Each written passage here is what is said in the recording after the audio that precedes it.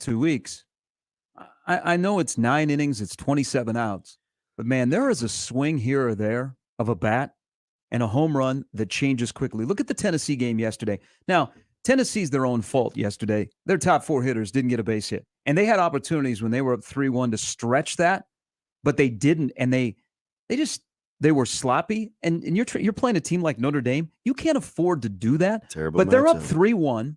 They got a freshman All-American on the mound who wasn't dominating, but he was in a groove in Burns. Oh. And he was dealing, and then one crack of the bat ties it at 3. Yeah. You're playing at home. Now look at the home teams and the supers that are struggling. Home teams are 7-12 in the supers. You're all of a sudden in Knoxville in that little bandbox, which, for God's sake, college baseball, why do we have center field fences that are 390? It's not just Knoxville. It's East Carolina, other places. That's for a different topic. But it's all of a sudden 3-3 in a game to go to Omaha where your fan base is already, they booked tickets, they booked hotels, they're ready to go. They've been listening to you. Well, and I don't disagree with them. But then it ties the game at 3, and what happens? Bam, next, boom, it's 4-3, and then that game was over. And Tennessee unraveled in the next inning. They give up 3 unearned runs, and they lose 7-3. Yeah, they're a lot like, at least on the surface, and I don't know Coach Vitello like that, but when you're highly combustible like that, when we saw it last year in Omaha, when it goes south for them, it goes south in a hurry. And that appears to be their personality. Guys just getting run, coaches just talking reckless, players in post games using the word dynasty, and they haven't won anything. Like, literally, they said the word dynasty. They are for everyone. It's all vol, fun, and games until it doesn't happen. What are we talking about? I felt like it was like the decade of dominance again in Manhattan. I remember that DVD.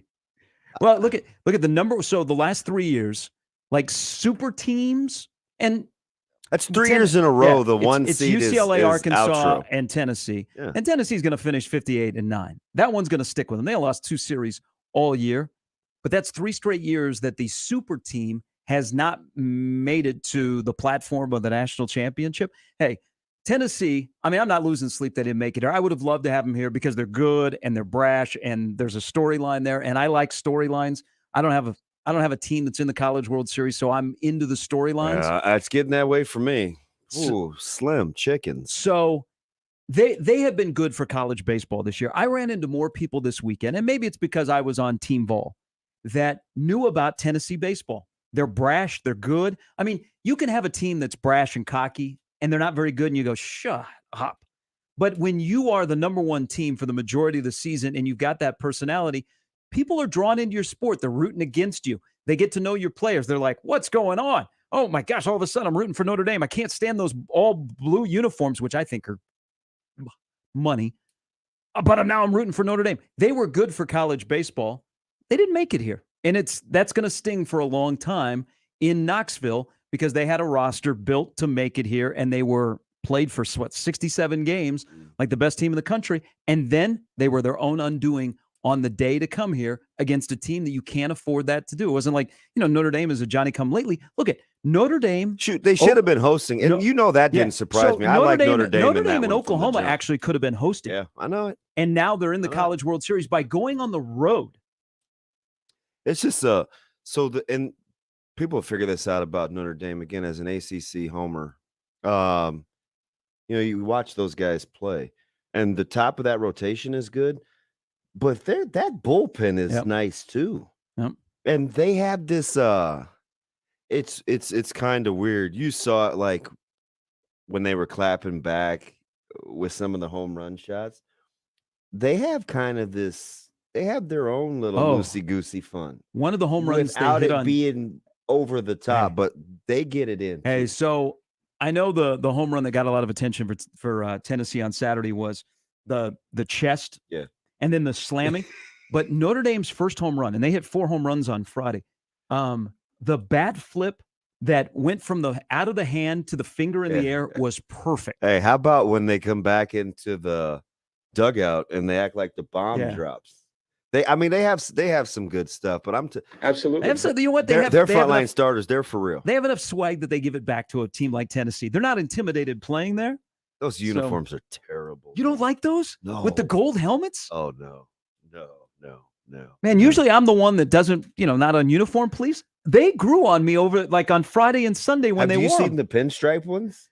I have, but I don't like those. But I like the all blue. I hope they wear them against Texas on Friday. I don't have any idea. And I guess being on, we got to work, being on broadcast, so we have to be impartial. But I don't. It's getting slim. Well, you go. This may be. Do you want to go all in on something? Let's go all in on Dave Van Horn finally winning a national championship. I love Dave Van Horn, but I just don't like Arkansas.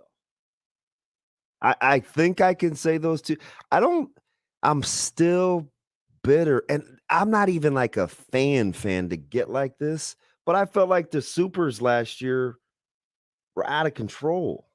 Well, they learned they're a different I team. Didn't like. Year. I know. This year I get it. Business, but that I can't unknow what I know, and I'm not usually like.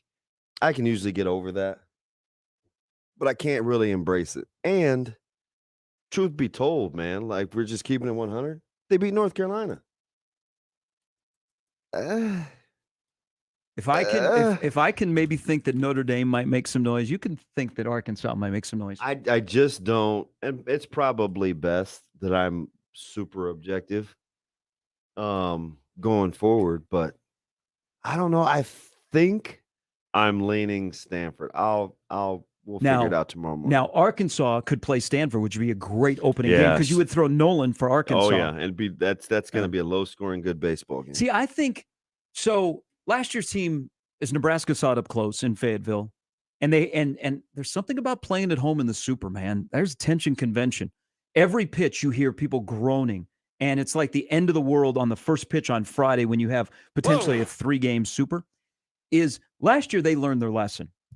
I think he learned his lesson last year because that team had a personality that was over the top. Now, Dave's got a personality, and Dave rubs people the wrong way, and he gets after it.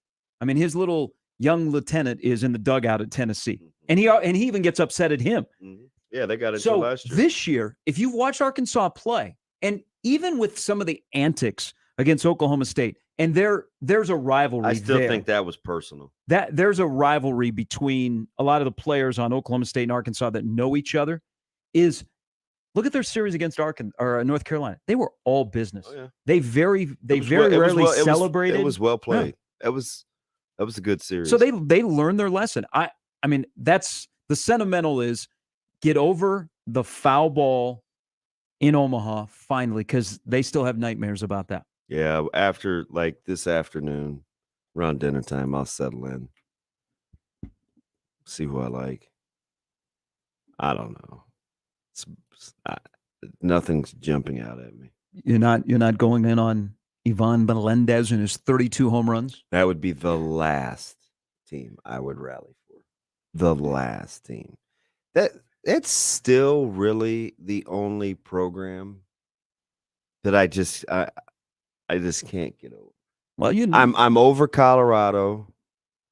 They never really bugged me like that. I'm over K-State. Texas, it just doesn't sit well. I don't know what it is. I would say they haven't done anything to me, but they have. I mean, 96 is still the worst game ever. Texas, significantly worse than Arizona State. Hey, at least Arizona State was good. Hey, at some point, who they knocked out, East Carolina is going to make it here. They're too good of a program.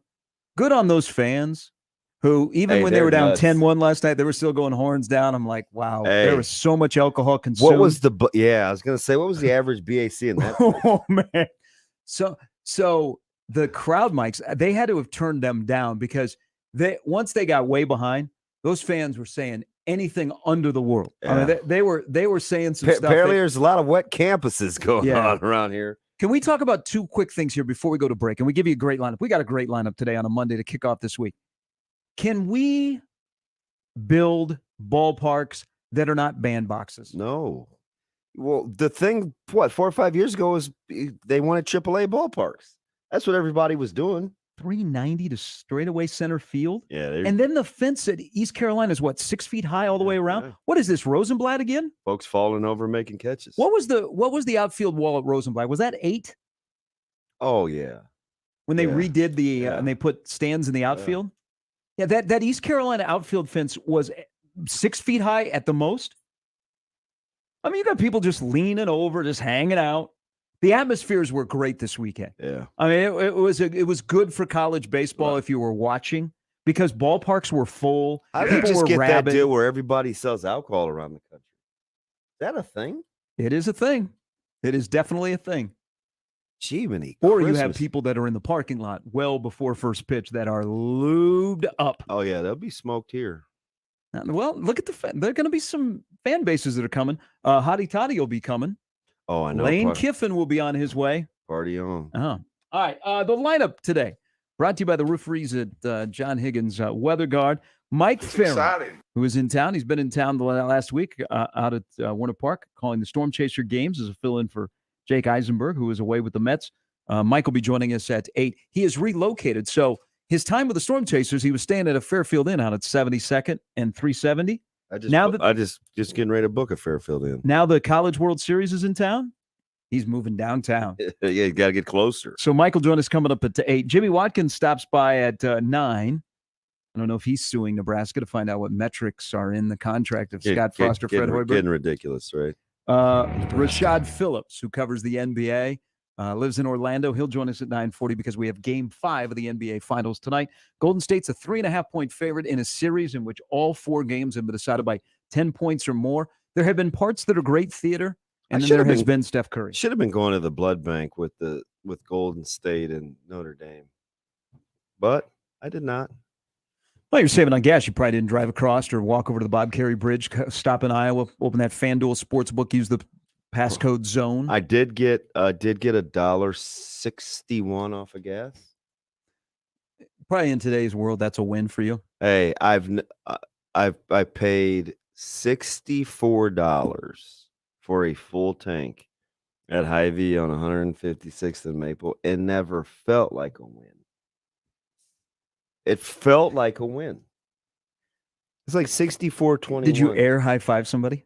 Well, Micah looked at me like, because he's in, I let him sit in the front seat, and I had him hand me my card, roll down the window or whatever, and I was doing my thing, and he's talking to me because they had just played a pretty exciting game, and I was like, wow, let's go. And he looked at me and he goes, wow, who are you talking to?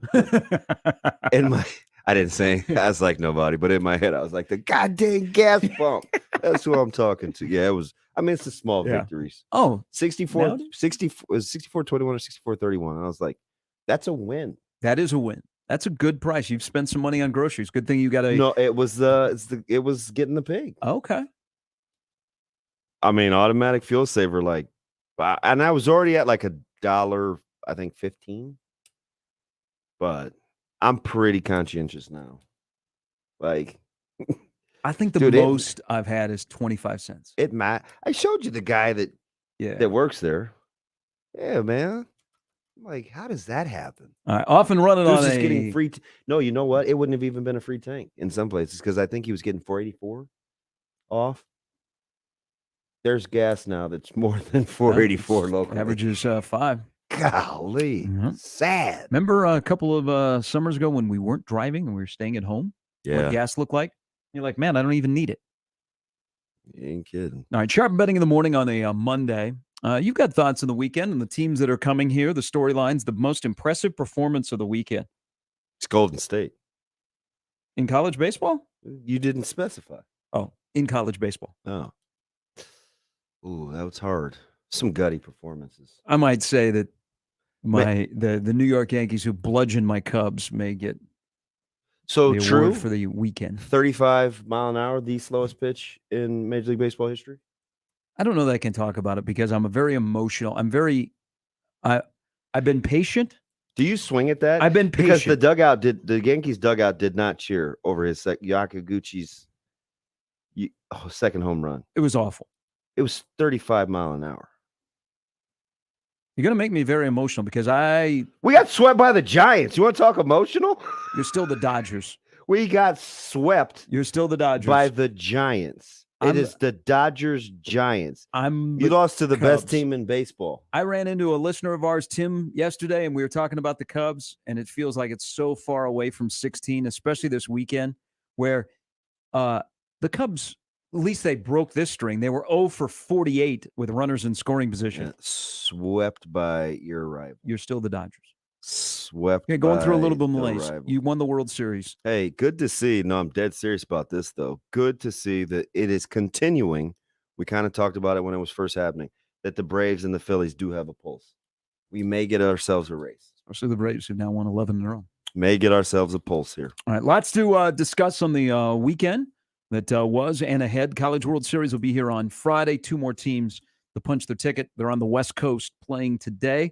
So we could have an SEC team, even more for Greg Sankey. We could have a Big East team, or we could have 2 Pac-12 teams that will be making their way to Omaha. Again, it begins on Friday. I would think that Texas A&M Oklahoma is the first game. If you're looking for prime time, Notre Dame, Texas would be rather appealing on Friday night. Is there Omaha? They're, name brand recognition? Yeah.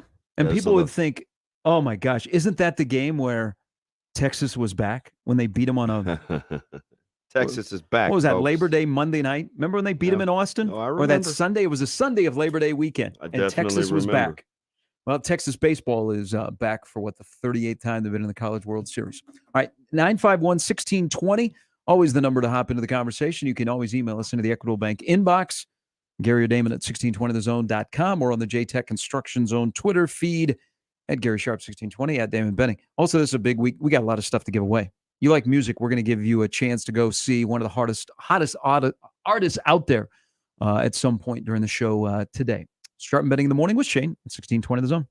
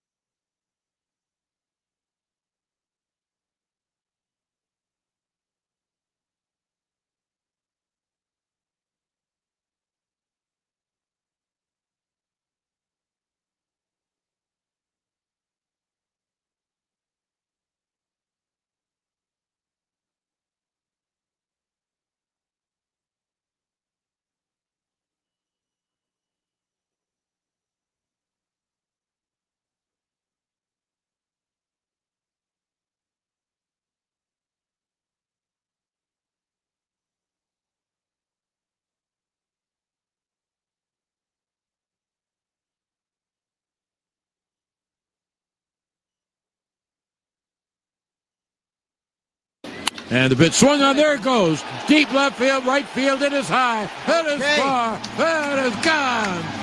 It's a 3-run home run away back over the grandstand into the bleachers.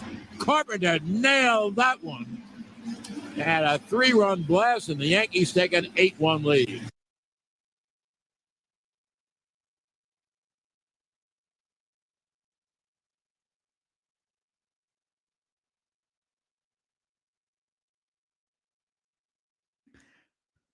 All right, 6:47 on a Monday of College World Series week. NBA Finals Game 5 tonight. We'll talk more about the chances that Boston has. They're 7-0 in the postseason after a loss.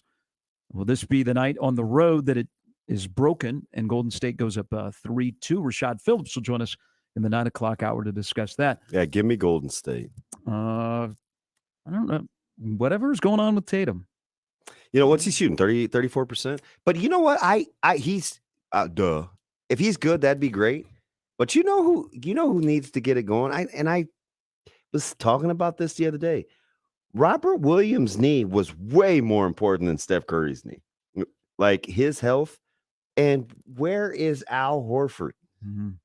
They need to, those two guys for Boston, Horford and Williams, they got to contribute. Well, the supporting cast. I mean, they missed a golden opportunity on Friday.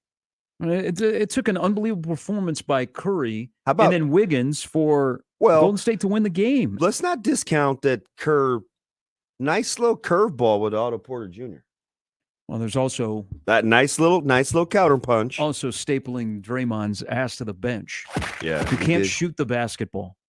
Dude. He may have gotten a key rebound late, but that's called trust. Like everybody in that franchise trusts Steve Kerr that when he says, come over here and sit next to me, and then your team goes on an 11-3 run, he's doing it in the best interest. They've got a dilemma because do they do it again tonight? It just depends on how he's playing. He's earned the benefit of the doubt. I mean, maybe we could have some more knockdown, drag-out conversations over whether Draymond Green's a Hall of Famer because he's going to get in, but I still think he's extremely overrated. That guy doesn't work here anymore. Extremely. You have to call him in Chicago. Extremely overrated. Why? Because his shot is not very good, or he lays it up and he flexes on you? It just, I don't know, man. We're talking really about a 4-year window. He could be in the Hall of Fame off the podcast. He's gotten into that industry. Yeah. He doesn't address the elephant in the room on his podcast, and his mom was even upset how he played. I saw, it is not in stores yet, but College Football Magazine season, the regional magazine for Phil Steele. I saw the cover. Garrett Nelson is on the cover of the regional for Phil Steele. Braylon Allen is on the cover. The same one. Riley Moss is on the cover. Did they need a bigger cover than Braylon Allen? Just he takes up a little bit of the lower left half. And then Mo Ibrahim from Minnesota. So those are the 4 out of the West that are on the cover that will be showing up in this area. I also noticed Phil tweeted out his he did his top 10 most improved offenses for 2022. He's got Northwestern in his top 10. I hope not. How can they not improve? Yeah. That was a porous offensive unit last year for Northwestern, but he has them, I think, 6th. He thinks they'll be the 6th most improved offense in 2022. I'm definitely hoping not. If that comes to fruition. Probably better on August 27th than October 27th. Yeah. Nebraska's going to have. Who's playing quarterback for Northwestern? Must win for Nebraska. That's all I know. Ooh. Must win. Ooh, right out of the gate. Start slow, rally. Be 1-0. Would that meet a metric? Do you think a metric, an unwritten metric, is win against Northwestern? I'm just telling you. Ooh, we need it. Go get it. Hey, Frost and Hoiberg, you must beat Northwestern this year. That's one of the unwritten metrics. I still don't understand what's going on, but I'm sure somebody smarter than me can explain it to me why that should be a thing. It kind of exposes what I believe, I think maybe you believe, that any metric is unwritten. It's just an agreed upon thing that they did not put down on paper. And so you say, a metric. Oh, you part of that theory? No, I'm not. That's what in theory. There's nothing in writing, guys. I've been there before. This is just what we said, and this is just a handshake deal. I don't know what you guys are looking for. Maybe we shouldn't have said it out loud, but by gosh, we're gonna find it. This is a frozen moment, man. Let it go. I did notice Let it go. I did notice the sentiment was more on "Screw you, USA Today." Yeah. What are you doing? It is indeed. Yeah. Listen, there's an agreed upon thing. It didn't get written down, and So you are part of that camp. I don't care if I'm part of that camp. That's what I truly believe is the deal, and that's okay. But when you're probably a public employee and you got a contract that's been the two largest state reconfigured, employees. yeah, you probably maybe need to have that written down. But I get it. There's a lot of things. Look at people. Anybody out there that has a contract. Let me ask you something. Yeah. Hypothetically speaking. And is this the point where I'm supposed to say I don't deal in hypotheticals? No. This is legit. This is you as the first or second highest paid state employee. I come to you as your boss. Yeah. Even though I make significantly less than you. 5 times less. And I say, hey, listen, you've really gotten on my nerves. And it is nut cutting time. Are we playing AD football coach? Yes. Or is it, okay. All right. Yeah, you could be the basketball guy. Because I don't think too. AD says you've gotten on my nerves. I think you've caused me late nights. He's probably told him that. All right, so listen. Hey, people can't see us on the stream. Listen. So he has some suggestions Okay. for what to do with the money, the contract, and some ties that bind. Yes. If I'm the first or second highest paid state employee, am I agreeing to those cuts without something in writing? So let's attack this from two ways. One, I got to have everything in writing. Yeah, Okay, I say if you do this, I'll do this, and you don't think anybody wrote that down? I'm just asking. No, because this is what I think then happens to the other part. Okay. We got to do the legal part of knocking down money off your contract. Uh-huh. Okay, and we're going to lower the temperature. Yeah. But you got a chance to recoup it. So Okay. let's do all of that because that's the legalese. But hey, Scott, we're into year number 5. We got to, let's just, where you're at here. I don't fire nobody's worth $20 million to fire. So that's why I'm saving you. Okay, that's why we're reworking this because we're going to make it easy on you and we're going to make it easier on me. Shane, is that a song? Make it easy on me. But Scott, let's have an understanding here. We're both football guys, right? Aren't we in the circle of trust here? We're in the circle of trust. We're both football guys. This is our alma mater. We want dear old Nebraska to be successful. We don't want you to walk away and go, you know what? I reached the ceiling or I didn't reach the ceiling. We need to win. Mm-hmm. Scott, I'm not going to give you a win total, but I'm going to tell you, because you're a football guy and I'm a football guy, we got to get to a point where we're satisfied with the season and where the program is headed. And if we're not, Scott, you know how it works. It's a business. We can still be buds, but we got to separate. Yeah. And you go, hey, Trev, I understand where you're coming from. Or do you say, no, man, you better put that down in writing? Hey, so, okay, am I Frost now? Yeah, you can be Frost. All right, so I'm Frost now, and I say, doing a lot of role playing early on in the morning. And so I say, Maybe. okay, so I know you keep alluding to this mythical thing. I know a successful season. Those appear to be abstract concepts. Like, what are we talking about here, Trev? What are we talking about? And Trev says something, and Coach Frost goes, "Oh, that's how many I got to win." Okay, cool. Let's go. I'm 100% sure that Coach Frost has a number in his head. I am 100% sure. Whether it's in, I don't believe it's. I don't just believe it's floating around somewhere. Whether it's on a napkin, those nice ones that you can get from like Costco that have 2 different sizes, like the regular and then the dinner, or somewhere binding with an X and a signature, I 100% believe Coach Frost has a number in his head. Oh, we all do. Yeah. Vegas has told you. No, his is has to do with his contract. It's not what we, the fans, or we, the media, think is that gets him off the hot seat. And we're not sure. We're just throwing them, oh, got to get to a bowl game. Got to get to 7. Ooh, 6 isn't going to be enough. Whatever that number is, Coach Frost knows it. Write it down. Take it to the bank. Coach Frost knows that number. And I don't think that number is written down legally. Okay. Doesn't matter. Because then why? That doesn't matter. No, because we have an agreement here. You want the best for Nebraska football. I'm the general manager of Nebraska football. I want the best. Yeah. If you can't provide the best, then I got to go find somebody that will. He won't.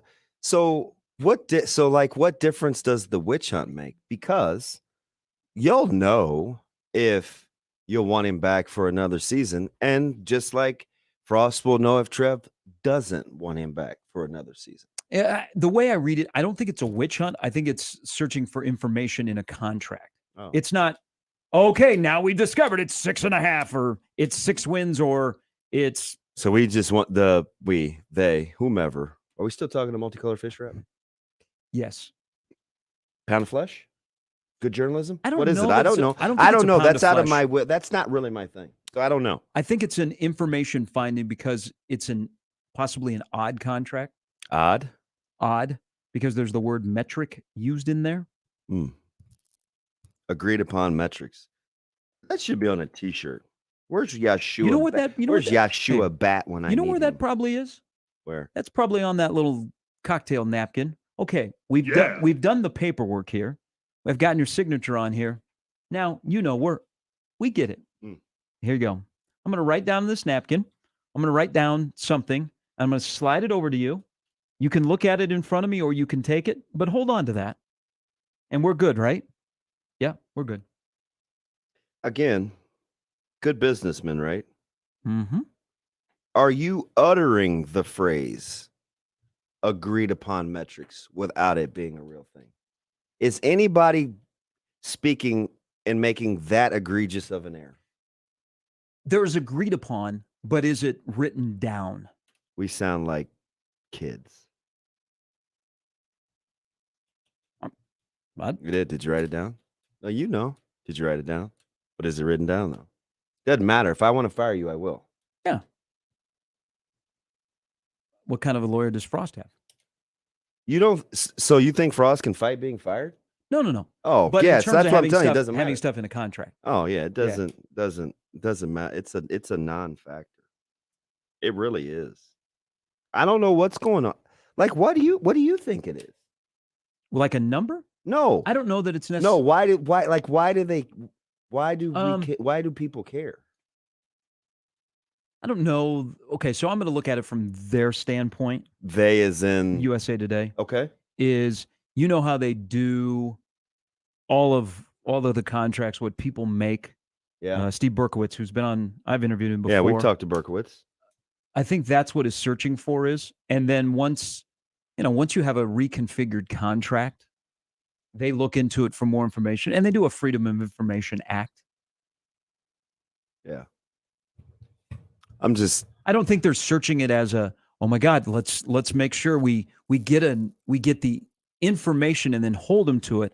I think he might be going at it from, this is a weird contract compared to the other ones that we get our hands on. And you know what happens is once you make a Freedom of Information Act and it's turned down, you immediately go, Yeah, but listen to me though. And it turns into what happened on So do Friday. you think Coach Frost would be the first coach or the 100th coach that would not know what they need to do in a given season as it pertains to employment for the next season? Well, I would hope that he doesn't have to wonder what he has to do, that he would want to do. He doesn't. And he would want to be successful because I don't know. It'd suck to be because a lot of coaches know if they don't win win enough that they're not going to have a job. Yeah, you don't think Bill Callahan didn't know? Yeah, yeah. Do you think that was written down? Well, T.O. did say it out loud. I thought, whoa. He did tell him that he said, if you don't do this, that wasn't. I don't even know if that was in his contract, but he did say, and I had told him if he didn't do this. So I mean. I don't know. I I just think we should major in the majors, and that is definitely minoring in the minors. It's something new all the time with Nebraska athletics. You can never go Yeah, but like a this week isn't without of being their own quiet. volition, though. This is No. like they're just. But they're Listen, always in the news. yeah, they're just trying to have camps and get dudes on campus, man. This isn't. They're not. It's just. I mean, we're talking about December. Huh? Bro, it's June. Camp's about to open up. Hey, I would like it to be nice and quiet. You know, we can't go a week. What do you think will happen this week? How big AJ Allen's muscles are? No. I hope not. Oh God. If that's the case, and you need to take a time out if that is, because you will talk it into existence, we have reached the peak off season, and we just need to shut her down. So what Time out. more can we deduce, do you think? From AJ Allen's muscles? Or just anything. I was being facetious. What else do you think we could do? Come up with the top 8 wide receivers? Well, that's kind of been done. How about the 6 or 7 top offensive linemen? That's kind of been done. Who's going to win a job at safety? Well, that's kind of been done. Is Quentin Newsome all conference caliber? Well, that's kind of been done. We do see lots of articles now. Conveniently, Stephen M. Sipple does a piece on Mr. Washington. What else is out there? O'Shawn Mathis, Ben Bramer. You know what I would like this week to be about? What else can we do? You know what I would like Let's talk about it. You know what this week I would love for this week to be? Yeah, what do you want to do? There is no way Ernest Hausman is a freshman. No, yeah. He is he's a funny dude. He looks like a grown man. Yeah. All right, well, there you go. That's our thing for the week. Is that it? Or no, you know what we should do? We should break down Phelan Sanford's comments on why he says he's done being patient. Is he fed up? Why wasn't he was being patient before as other people had his job? What's different now? Is he motivated? He is top 6-7 athletes on the field. Why are they taking pictures in thrones? Maybe we could talk about that. Yeah, that one I don't get. Well, That's something about kids these It's days. different. Just playing. Listen, I'm definitely not telling anybody. This is what I'm about. How did the throne thing come about? I don't know, but if they like it, I love it. That's kind of my deal. They like it, I love it. Because all that, we won't say one word about that once the season starts. So if they like it, whatever works, man. Get folks to say yes. Build some depth. Let's get to July 31st and let's roll. No, people will say stuff about the throne once the season begins if O'Shawn Mathis doesn't play well. They'll be childish. Well, we're not going to bring up the throne ever again on this show. You know what? If he was sitting straight up and he was on the throne instead of like lounging. I just think my point in this last 6 minutes of telling jokes is it's getting out of hand. It really It's is. not our doing. It's just Oh my God. It is just really getting out of hand. Hey, how those guys' physiques? I'm like, golly, man, we've been doing this. Did you see the guys at the bottom of the stairs? Well, this guy. Oh, and did you see? I'm like, fellas. Did you have a good weekend on the message boards? Yeah, I wasn't really on. I didn't have anything. I'm not Josh. This isn't. It doesn't have anything to do with what I'm talking about. Coming up in and an hour. I resent the fact that you said that. Why someone's got you triggered about pictures? I'm of players. I'm not triggered. I'm just saying, like, what's the line of so is that any different than looking for a fictional number? Like, it's the top of the conversation, isn't it? Or did you change gears on me and I didn't know? We're talking about inconsequential things that don't have anything to do with the season.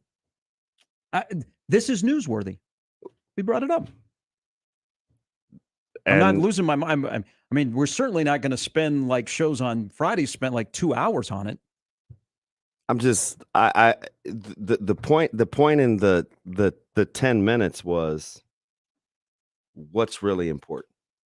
That's the moral of this last 10 minutes. What's really important. And what's really important is that Coach Frost and Coach Alberts, General manager. Trev Alberts have an understanding. What's important is Coach Hoiberg and Trev Alberts have an understanding. The rest is like, it's that water cooler type stuff. Because we're not going to know. Now, they may, a couple years down the road, they may tell you. It may just reveal itself. I feel bad through all this for Fred. People are wondering what his metric is.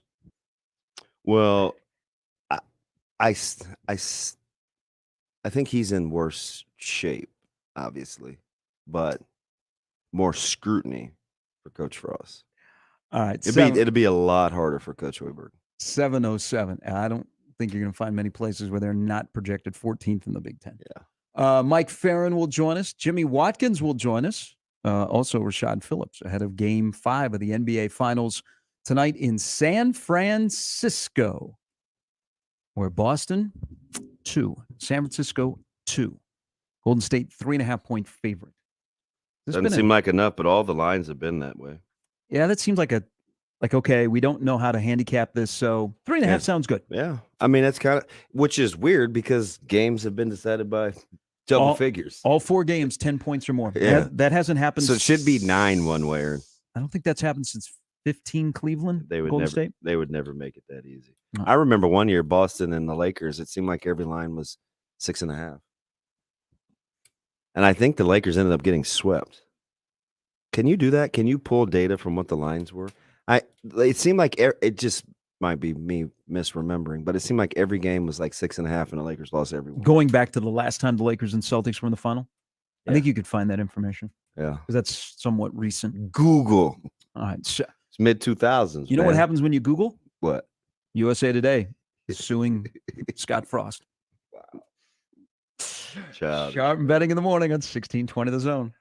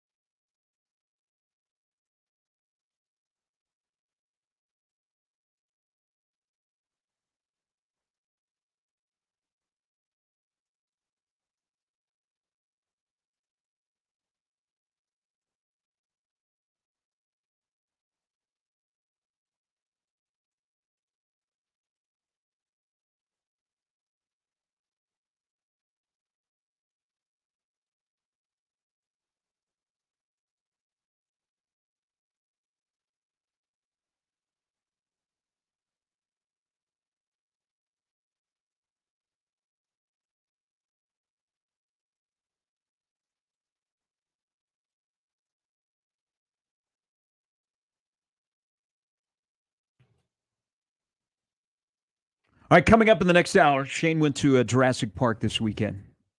Why the is Shane walking He's got in a couple of keen observations. Also, I there? highly Oh, come on, recommend Hustle, Shane. Adam Sandler's You know Netflix what? special. I really enjoyed it. So 2 things. Number 1, I was leaving the Dandyland pop-up on Friday. I called Micah and I said, "Hey, you know what? Mhm. You wanna go try to slide in to Jurassic World?" We had it all set up. I was even gonna take Zoe. She likes dinosaurs. Caleb said, who never goes to movies, like never, says, "Oh, I wanted to see that." So we said, "Okay, we'll wait." Right? It's not a good week for that coming up, but so we said, "We'll wait." Hustle comes into discussion.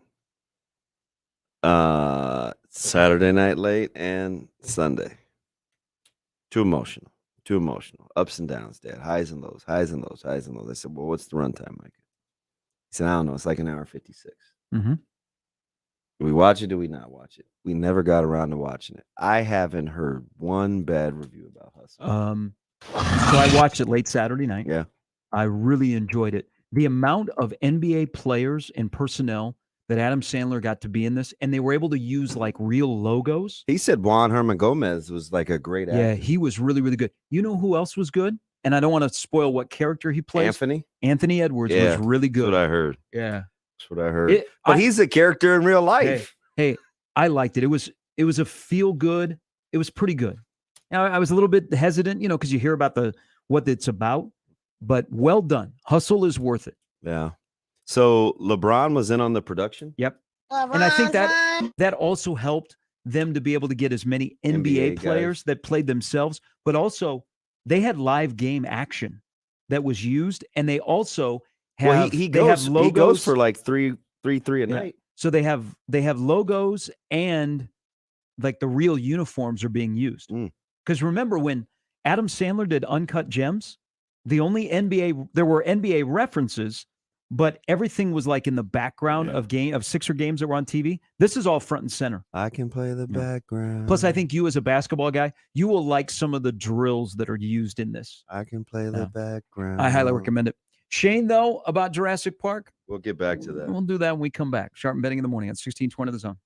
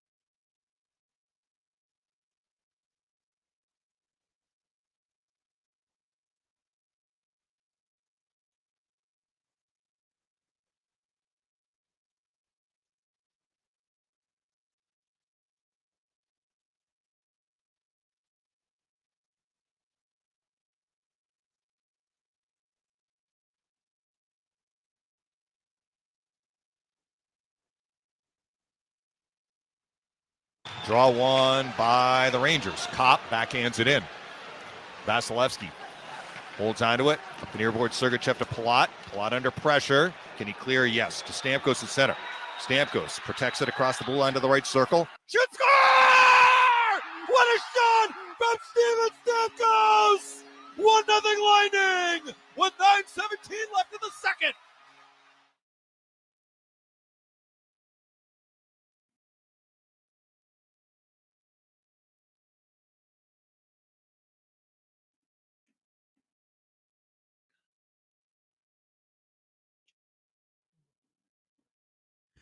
Stanley Cup Finals are set for Wednesday night. Could be a phenomenal final between Tampa Bay going for their third straight cup.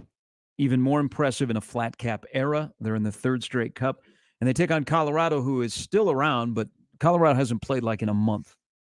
Should be a phenomenal Stanley Cup matchup between the Lightning and the Avalanche beginning on Wednesday. I think the Avs opened up as a fairly substantial fate. Did I see like minus 190? Might be the case. Remember, the Lightning were down 2-0. They got their feet settled in. They won the next 4. Colorado has not faced a goaltender in the postseason this year like Vasilevsky, but Colorado is really good. I wonder. Wait a minute. Stanley Cup Series price. Tampa Bay is no, it's minus 180 Avalanche. I wonder how much, like in the first game or two, the layoff will impact Colorado. I mean, they've been off for a while. Do you think they'll still be fast? You think they'll still be highly skilled? I don't know. That's a good question. Rest or rust? Well, because it's not like they've been off for like 3 or 4 or 5 days. Rest or rust? They've been off for, it seems like 10. an eternity. It'll be 10, right? I mean, come on now. This time of the year? Rest or rust, Shane? They've gone down this road before. By the way, 2 or 3 times. That pitch the other day did hit Brandon Crawford's foot. I'm just telling you. But I'm not bitter about the sweep. But I'm sorry, Shane. Go ahead. But it is nice. I mean, because they've gone down this road before 2 or 3 times in first place in the past. Barely. And last time when they went down the road, it only took them 1 period really to get their legs back. Now this time, I think with the extra. And I'm going to knock on wood because I'm an Avs fan, but I think with the extra time. Recent Avs fan, by the way, Damon. I think with the extra time, I think it'll be beneficial because the last series was pretty rough for them. And plus, that just getting there, you're going to party a little bit right afterwards. So you're going to get an extra. I'm just saying you're going to get an extra couple of days. Who's partying? You just do that. You want to, I say partying, but you're going to go back home and, hang out with the family for a day or so. You get that little bit of extra time there. I think it'll be super beneficial just on a, to get it that we're there. We finally made it. And you get to spend a little bit of time with your family, probably a day or 2. Then you can get back to work. I think it'll be beneficial. We got our own little Scotty Bowman in studio. Oh, Mike Farron's coming up. I was waiting for the Jurassic World update, and he goes full-fledged Avalanche. Well, and here's the other thing about it. I'm actually not really looking forward to Damon? I'm sorry. My bad. I'm actually really not looking forward to this championship run here. Why? You should. It's good. It has potential to be great. Yeah, but the only thing is McKinnon, Kucherov. The only thing is the person who I text all the time, my brother. His favorite team's Tampa Bay. So this will be the first time. So it's like his favorite team is against my favorite team. So it won't be as fun with the banter back and forth like that, as it normally is. Just as in like, hey, did you check that goal out? He did this, that, this, and this. Now it's going to be like, I hate your team. Your team sucks, that sort of thing. That's what sports is. That's fun. It might be fun, but I don't know. Do you not remember when like the Dodgers and the Cubs were playing each other in the playoffs? Oh, I remember that. I know that's been a long time ago. I remember that. It was a little tense here in the studio. That's what's then we kiss and make up when the series is over. We act like hockey. We went through and we shook hands. Just kiss and say goodbye. Mike Farron coming up at 8. I'm not looking forward to Major League Baseball and College World Series. I'm really not. You're fine. You're fine. You think it'll be okay? It's okay. It's okay. Yeah, it's okay to have some fandom and have a rivalry. It's not like all of a sudden you're going to hate your brother. Well, I know that, but still. I mean, when the series is over, you're still going to talk to each other. You're still going to be brothers. Yeah, but then I'm gonna have to live it up for like the next 10 years. Ah, my team beat your team. So we've got a couple of Lightning fans. Channel 3 Sean's a Lightning guy, right? I'm almost dead dog. I am almost certain. Husker X's and O's is a huge Avs fan. He's an Avs guy. Mhm. Shane's an Avs guy. There's another Lightning fan out there. I have to scroll back through my DMs. And I remember texting my brother right after the Tampa Bay won the first time. I said, "Live it up. This may never ever happen again." Is this the artist? Yeah, I said this may never ever happen again because I mean this may be a once in a lifetime thing. And then a year later, I'm like, well, I guess I was wrong on that. You get 2 in a row, and now it's to the third time they're there. Is he the type to talk trash? I don't know. I mean, Send you a text like, "Take that." Send you like a lightning bolt or something. Would he do that? Or you? I would expect. I mean, it'll be fine, but it'll be different. I don't know. Yeah, I don't know.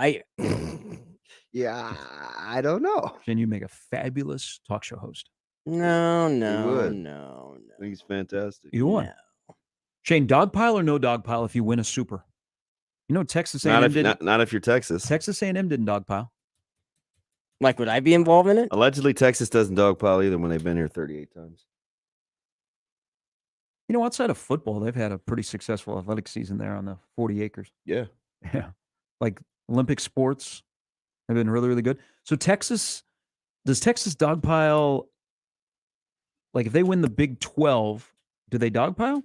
Or is that like a Texas thing? We only dogpile if we win a national championship. I think they save it for the big stuff. So Texas A&M didn't have a dogpile. Who's going to be the favorite? I'll let you know tomorrow morning. So really, we're only going to add Stanford, UConn, or Oregon State or Auburn. Stanford gets here. Stanford is the only one of those aforementioned that I think could be a fave. So is it somebody else that's already in the field? Probably not according to Vegas, but I'm not. Texas A&M's got a good thing going. I mean, they're the least talked about. Yeah, they're not going to be because they played Louisville. It was boring. Other than it was 104 on Saturday. That's smart NCAA. Schedule an afternoon game in Texas. They kind of quietly they've just rolled is there more hand wringing over when games are played in Texas than any state in the continental U.S.? Yeah, when it's 104. Oh my God! Don't play it this time. Don't play it this. Come on, Texas! It's not just you. Man, I felt bad for Dan McDonald of Louisville. No disrespect, Mom. I thought he was going to pass out in the dugout. Do these teams talk about that like beforehand? Like, hey, we don't want a dog pile out there. I mean, is there a protocol for that? I would hope that if you are going to dog pile, it's a spur of the moment type of thing, depending upon how the game went, depending upon how you got there through the season. I would hope that it's not hey, we're not going to do this. You don't do this until after you win the CWS sort of thing. I would hope that it's on the spur of the moment. It's something that they wanted to do, and it's something that they are able to do, and they're, that the coaches would let them do it. I think everybody should be dogpiling. What if you don't get an opportunity to dogpile in your life? I have never been involved in a dogpile. Yeah. Except when I have my fantasy sports fan camp and we have dogpiles. Oh gosh. People should at some point in their life. I don't even know what to do with Hey, people at some point in their life should have Gatorade poured on them, should be involved in a dogpile, and have paparazzi. It'd be all part of the Gary Sharp fan experience fantasy camp. No, I don't. I'm sure you talk about it because it'd be very awkward, Shane, if somebody had a one-man dogpile. Wow. I mean, that would be a direct giveaway of somebody didn't get the memo, or they played an incredible prank on someone. What in the world and then you'd be wrong done. With you? I'm just telling you, it's real. It's real. All right, 7:30. Mike Farron will join us here in a little bit. What, like a backup pitcher that nobody likes? No, like if you were the catcher and you run out, you win the Super Regional, and you run out to the mound, and you want to jump on your pitcher, and he moves out of the way, and you land flat on the mound, and the rest of the teammates come out and they just high five each other. Would the equivalent in NHL be like touching the trophy? Like, are you going to touch it? Are you going to touch it? Are you going to touch it? Are we going to touch it? Just touch the damn thing. Are you going to touch it? Are you going to touch it? Are we going to dogpile? Are we going to dogpile? Just, if you're going to do it, just do it. Good job, Shane.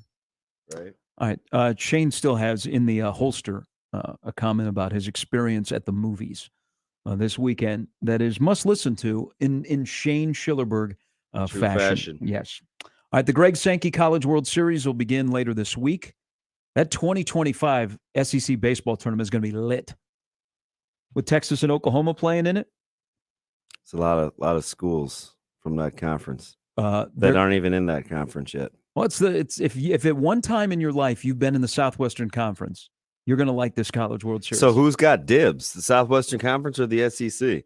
Because they'll be claiming teams that aren't yet affiliated with or no longer affiliated with. Okay, so the Southwest Conference, just even briefly, because Oklahoma was in it for 1 year back when you were around.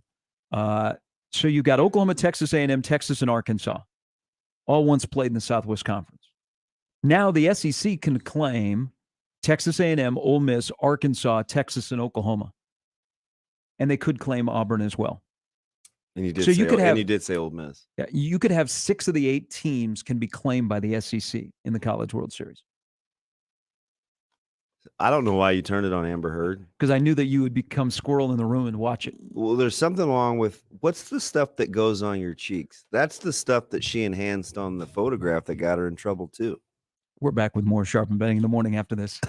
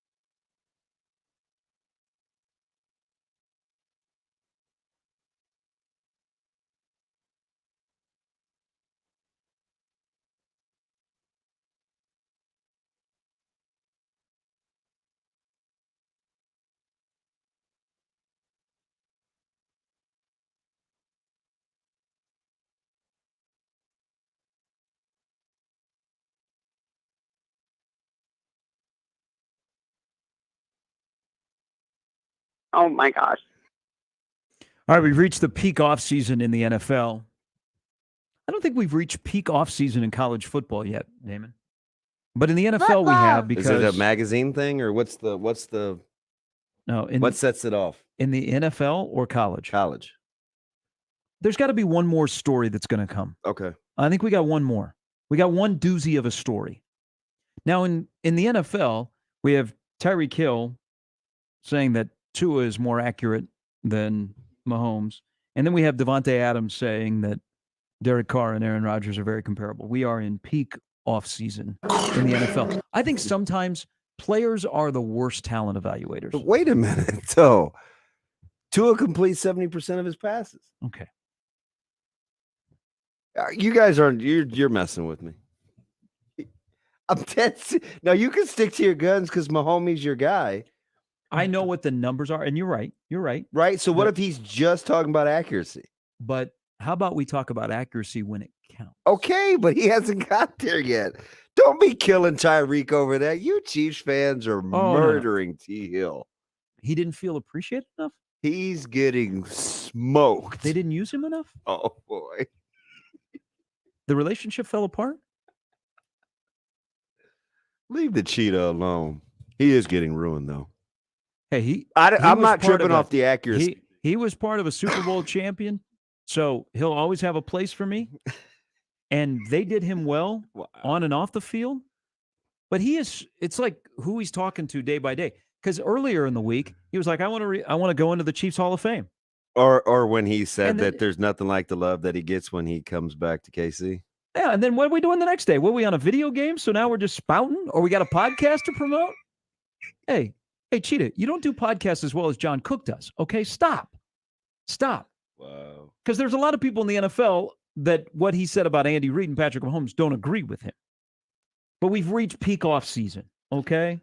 It's accurate when it counts. But Tua is extremely accurate in games. That's the only thing I'm going to say, because I'm not going to defend any foolishness. Like, there's not one player in the NFL that rather play with Tua than Mahomes. The numbers back that up. But maybe he's just talking about playing catch and being able to run after the catch. He hasn't played a game that matters in the NFL with Tua. When accuracy matters. I mean, I don't know. Does who is it on their completion percentage when a ball hits you right in the breadbasket and you drop it? Wow. What have you done for me lately, Cheetah? He'll always have a place, but why are we doing this? Why does he feel the need after all the success? Somebody probably asked him. I mean, come on. This is your place in Kansas City is set. You won a Super Bowl ring. You were one of the most prolific offensive players in the history of the franchise. We don't need to do this. You're good. You're in Miami. It didn't work out. Would have loved to keep you. Who wouldn't want to keep you that offense? Mac Jones is pretty efficient too. Yeah. He doesn't want to play for him. But I'm just saying, like, Tua is top 6-7 in the league in terms of completion percentage. And I'm not arguing that. I know what the stats are. Sharpie, maybe, and I don't know what Shane Schillerberg, Mike McDaniel is going to do. But maybe they're only throwing the ball 7 yards down the field. You know how easy it would be to be accurate? So maybe Cheetah's like, dang, he's putting these right on me. And then everybody else is like, yeah, but he's only throwing those balls 10 yards. So we're talking context, right? What are you looking at me for, Shane? It's called context. Accuracy when it counts in the NFL. You should be over there still needing paper towels over the fact that Davante Adams likes Derek Carr almost as much as he does A.A. If I was thrown in, but don't you think at times like NFL guys are sometimes the worst talent they're evaluators? Just petty. They're just petty. But I will say this: Derek Carr is so underappreciated. It's not even funny. Derek Carr is legit, and I'm not making the Derek Carr Aaron Rodgers case, but we act like he just said, War of the Worlds was happening tomorrow. He said very comparable. Dude, but they are. Look at their numbers. Okay. I'm not crazy. Well, I'm not. Davante Adams, who would you rather play with? Now, if these guys say this next year, I might give it more of a, Oh, okay. It's not necessarily peak off season in the NFL. I know. Because they will I know played what a year with him. Packer fan is going to say. Listen, Carr was 23-14 touchdowns, high interceptions this year. Rodgers was an MVP, but this is all I'm saying. Carr completes a ridiculous percentage. He'll have a Waller and a Devontae Adams now, and Rodgers won't. So maybe that's what Devontae, just giving you how other people may think. Maybe DA is thinking, hey, with me here and him throwing me these balls, there are a lot. You're not going for it. I know. I'm getting the head shake. I will listen like next year. Now, if Derek Carr could be set up for a monster season. And I like Rodgers. By the way, I'm Green Bay has my interest. That running game, that defense. Man, they don't have mine. They have my interest because of the division they play in, and they've won. Is it 42 games in the last 4 years? What's 13 times 4? 52? Yeah, they're the Matt LaFleur's won at least 13. Where's Jamie when I need him? Yeah, 13-3, 13-3, 13-3, 13-3. That's pretty good. Yeah, I'm not ready to bury the Packers. No, I wouldn't either. I think and it's not just we play in the NFC North, so we get the Bears and the Lions 4 times a year. Do you know how bad I'm hoping that Toure makes that team? Oh, I think he will. Yeah. Do you know why you know why else I'm hoping that You're hoping to go to a Green Bay Packer game courtesy of Samori Toure? No, at some point I want Nebraska fans to appreciate how good he was. He was really good. He hung in there too. You guys have no idea. Like, it's a lot going on. I think people appreciate him. If they don't, then what are they watching? All I know for sure is we're quick to pencil in all this other better talent, and there's a guy that could make that Packers roster. So it's just hard. I think anybody that's talking about the wide receivers this year, they don't see anybody on the roster that is equal to Toure as of right now. But I said that the other day with Austin Allen, and you guys told me I was crazy. The wide receiver room is better. And I said, yeah, it's got better coaching. It's got better coaching. Austin Allen's an NFL guy who is off to a good start, by the way. We're waxing poetic. It's revisionist history already. I don't know if you know that. We've worked ourselves up into thinking they were better than they were.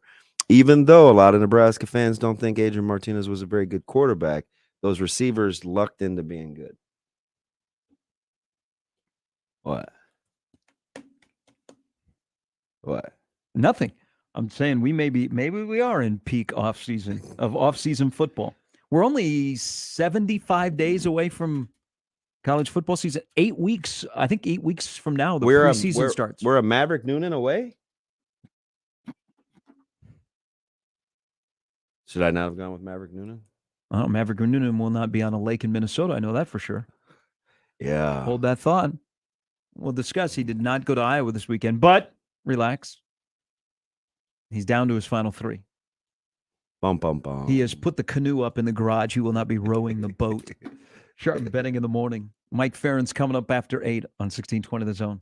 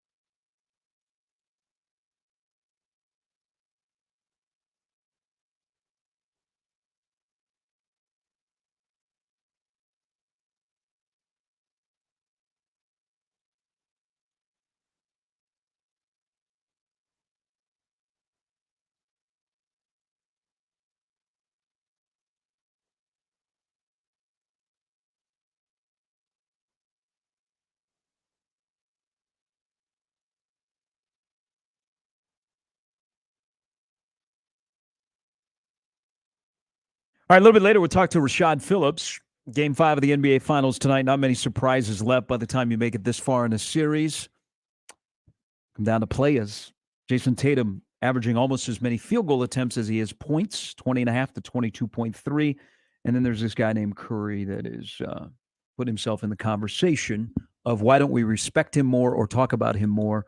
And he's not killing the game. And could he win the Finals MVP on a losing team? We do just about anything. There's part of me that is magical as he can be, shooting the basketball, almost thinks should get more respect. Well, I mean, stuff he did on Friday night, and it's never the same. You know what? Like every game is different on something that he will do or what they run for him. I try not to get caught up in the prisoner of the moment thing, but I'm consistent. I don't know how in the world he doesn't get more run. He's unbelievable at what he does. Mm-hmm. He's gonna go down in the all-time greats discussion. He's putting himself on the brink of 4 rings. We talk about him like he's a sideshow freak with a horn on his head. He's entertaining. He's entertaining because he's transcendent. He's ridiculous. And remember, he's doing this against this Boston defense is considered elite. I know it. And he's putting up 34 plus on average. That's why I'm not hammering. That's why I'm not hammering Tatum. I mean, 34% is not great, but I think if he was just more aggressive getting downhill, folks would get off his back a little bit. It's the settling, I think, that drives people crazy. I almost want to hear that. Yeah, my shoulder is terrible because he's not getting to the rim. He's not finishing. He's not going to say it. He doesn't want to be a star either. But he got to find a way in the second half to do something because their offense gets so stagnant. And I know Steve. He wasn't happy with how I framed the question, but whose personality takes over in crunch time for Boston? Whose team is it? I don't mean who's the best player. Whose temperament do you want? Because Smart tried against the Heat in Game 7. And he shot 13 threes in about 2 minutes with less than 3 minutes to go and when they had the lead. Tatum he's almost like this reluctant superstar. Mm-hmm. And Jaylen Brown wants to be, I think, but he's not quite Tatum. No. So that's why I asked the question. No, Boston's crunch time offense is really, really bad. And he didn't like the culture question with Golden State, but somehow Draymond gets to act a fool and not be very good offensively, and they still play with his persistence and his personality. How are they doing it? Because they have a guy that wears number 30. I mean, I could go all was Mike Fratello on you. Was he the same guy that sat with the towel on his head, laid back in his seat with his arm around his boy in Game 3 while they were getting run off the court? Yeah, he had nobody with him. Man. He had nobody with him. Here, I'm going to be Mike Fratello. One team has Steph Curry, the other team doesn't. That's why this series is 2-2. Gary when it could be 3-1. The Czar. He put the Warriors on his back on Friday night, and at times I thought he was playing angry because his teammates weren't there with him. And then all of a sudden, fourth quarter started, and here comes Andrew Wiggins, who has been a pain in the butt to Tatum. And in the postseason as a perimeter defender, Wiggins has been really, really good. All of a sudden, hey, I gave us a chance in the fourth. Anybody going to help me? and guys stepped up. That's been also the difference is crunch time offense for Boston goes stagnant. Yeah. Where crunch time stuff for Golden State may not be the prettiest at times, but when they need buckets they have a chance, they have been able to find a way after blowing the lead in Game 1. Franklin, this doesn't sound right, but I think you know what I mean.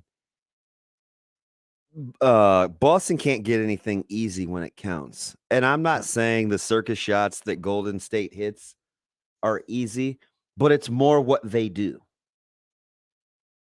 Like if they hit threes coming off balls, that's just you're like, oh, that's Golden State. Now it's not a 2-foot bunny at the hoop, right? I'm not talking about that kind of easy, but it does look like something they would do. With Boston, it just looks, I don't know. And maybe I'm speaking this into existence, because I say Golden State would win Game 4. I like Golden State in 7, so maybe that's what I want to happen. But I just think emotionally, Golden State. This isn't talent and young athleticism. This isn't the young Lions of Boston versus the old heads of Golden State. This is Golden State simply knows how to win. And I don't know if Boston's talent is that superior where it can negate that. No, I agree with you. Boston has to figure that out. I agree with you because I think Friday night adds to your point. It's hard to win a title. Dude. You have to get there and learn before you get over the hump. And Golden State has guys on the roster that know how to win a title. Yeah. And I'll take the determination of Draymond and Steph and Clay right now. Clay sucks sometimes, and he couldn't care less. Other folks get in their feelings. Draymond will turn around and ball his brains out in Game 5 after getting benched. Now, it may not be good enough for the win, but I bet you he plays well. On what end of the floor? Doesn't matter. What's he do offensively that sticks out aside from distributing the rock or getting downhill? Like what does good offense look like for Draymond? Here's what he will do tonight. He will rebound the basketball. That's the only thing I feel confident in. That he will find a way to rebound the basketball. And there will be a point, if this game goes into the fourth quarter, and please let us have a close game, that he'll get a clutch offensive Sweet rebound. Jesus. I just like a close game. No, I'm with you, man. And they've alternated wins. I want you happy. Well, I want some clutch basketball. I missed it last night. I was almost forced to watch the Tony Awards. That's your own fault. Well, I did not watch the Tony Awards. And what do those celebrate? Are those actors or music or Broadway? Oh, get out of here with that. I'm not watching. It's the only thing on. Broadway? Outside of baseball, but Broadway. Yes, Broadway. Like not Joe Namath, like the plays, the lights and okay. The Tonys, huh? Can a close game still have a lot? I don't even know who performs on Broadway. Give me one person. Jennifer Hudson. My Jennifer, like Black Jennifer Hudson? Is there a famous white Jennifer Hudson? Probably. That's not like a. Yes, the very talented Jennifer Hudson. I said mine like I know her. I don't know. Hey, by the way, your other girl. Give me another one. Your other girl is in Hustle. Who? Adam Sandler's wife is Queen Latifah. It's not my girl. I recall you said that on air one day. No. Context. Were you Connor Happer or somebody? You got my girl. Like I'm a Nickelback fan, huh? Here we go. Well, you're just giving out all kinds of truths about yourself. Yeah, that's not a truth. That was something you embellished and pawned off. Maverick Noonan, by the way, not going to go to Minnesota. It's down to Nebraska, Stanford, and Iowa. Shane, am I on camera? My girl's the Temptations, by the way. What? Your girl is the Temptations? Well, not Nickelback. But Temptations were men. Did you mean the Supremes? The song. Oh. Wow. What? What? Oh, okay. Man. All right. Mike Farron is going to join us after the top of the hour. Am I wrong? Oh man. It's not Nickelback. On Broadway. Stop. A lot of actors. I did like how you went with the African American performer though. Well, she was just on TV. She like won big. Yeah, she was good on TV. Jennifer Hudson and the Tony Awards. So she wins a Tony? Mm-hmm. Or are all the awards different for different categories? What do you think? Well, like for the female, they give it to you win the Tanisha, but if you're a male, you win the Tony. Yeah, everybody wins a Tony Award. I was just going to ask you the other day.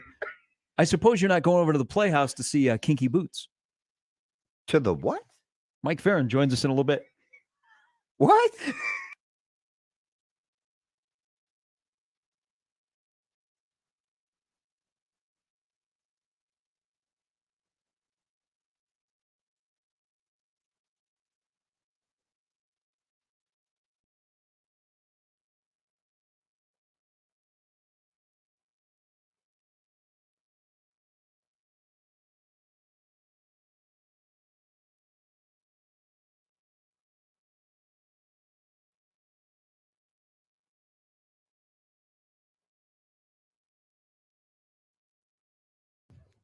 Most active time of the season. The summer is here. Folks are getting out, whether it's golf or softball or tennis or frisbee golf, whatever. If you're suffering from hip pain, knee pain, back pain, shoulder pain, it can suck the fun out of this time of year. But I've got fantastic news. QC Kinetics is helping people here get the fun back with advanced regenerative treatments from local medical professionals. Regenerative medicine is the hottest thing going outside of the weather.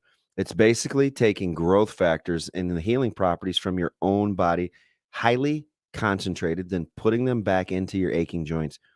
It's in office, it's non-surgical, and it can repair and restore damaged tissue in your joints, giving you real lasting relief from pain.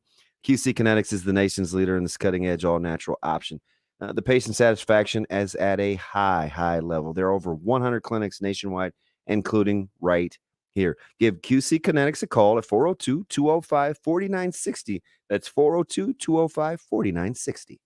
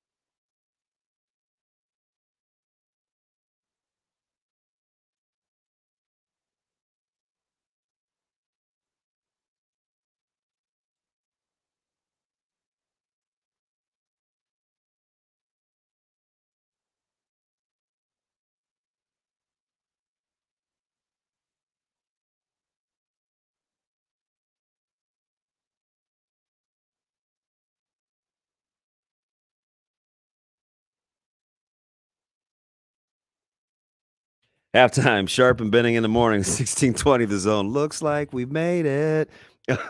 Harsh Cigars, Pipes, and Lounges bringing it to you. Great place to enjoy a nice cigar, a cocktail. Maybe you want to shoot the breeze, reminisce over the first 2 hours. They're up on the replay page.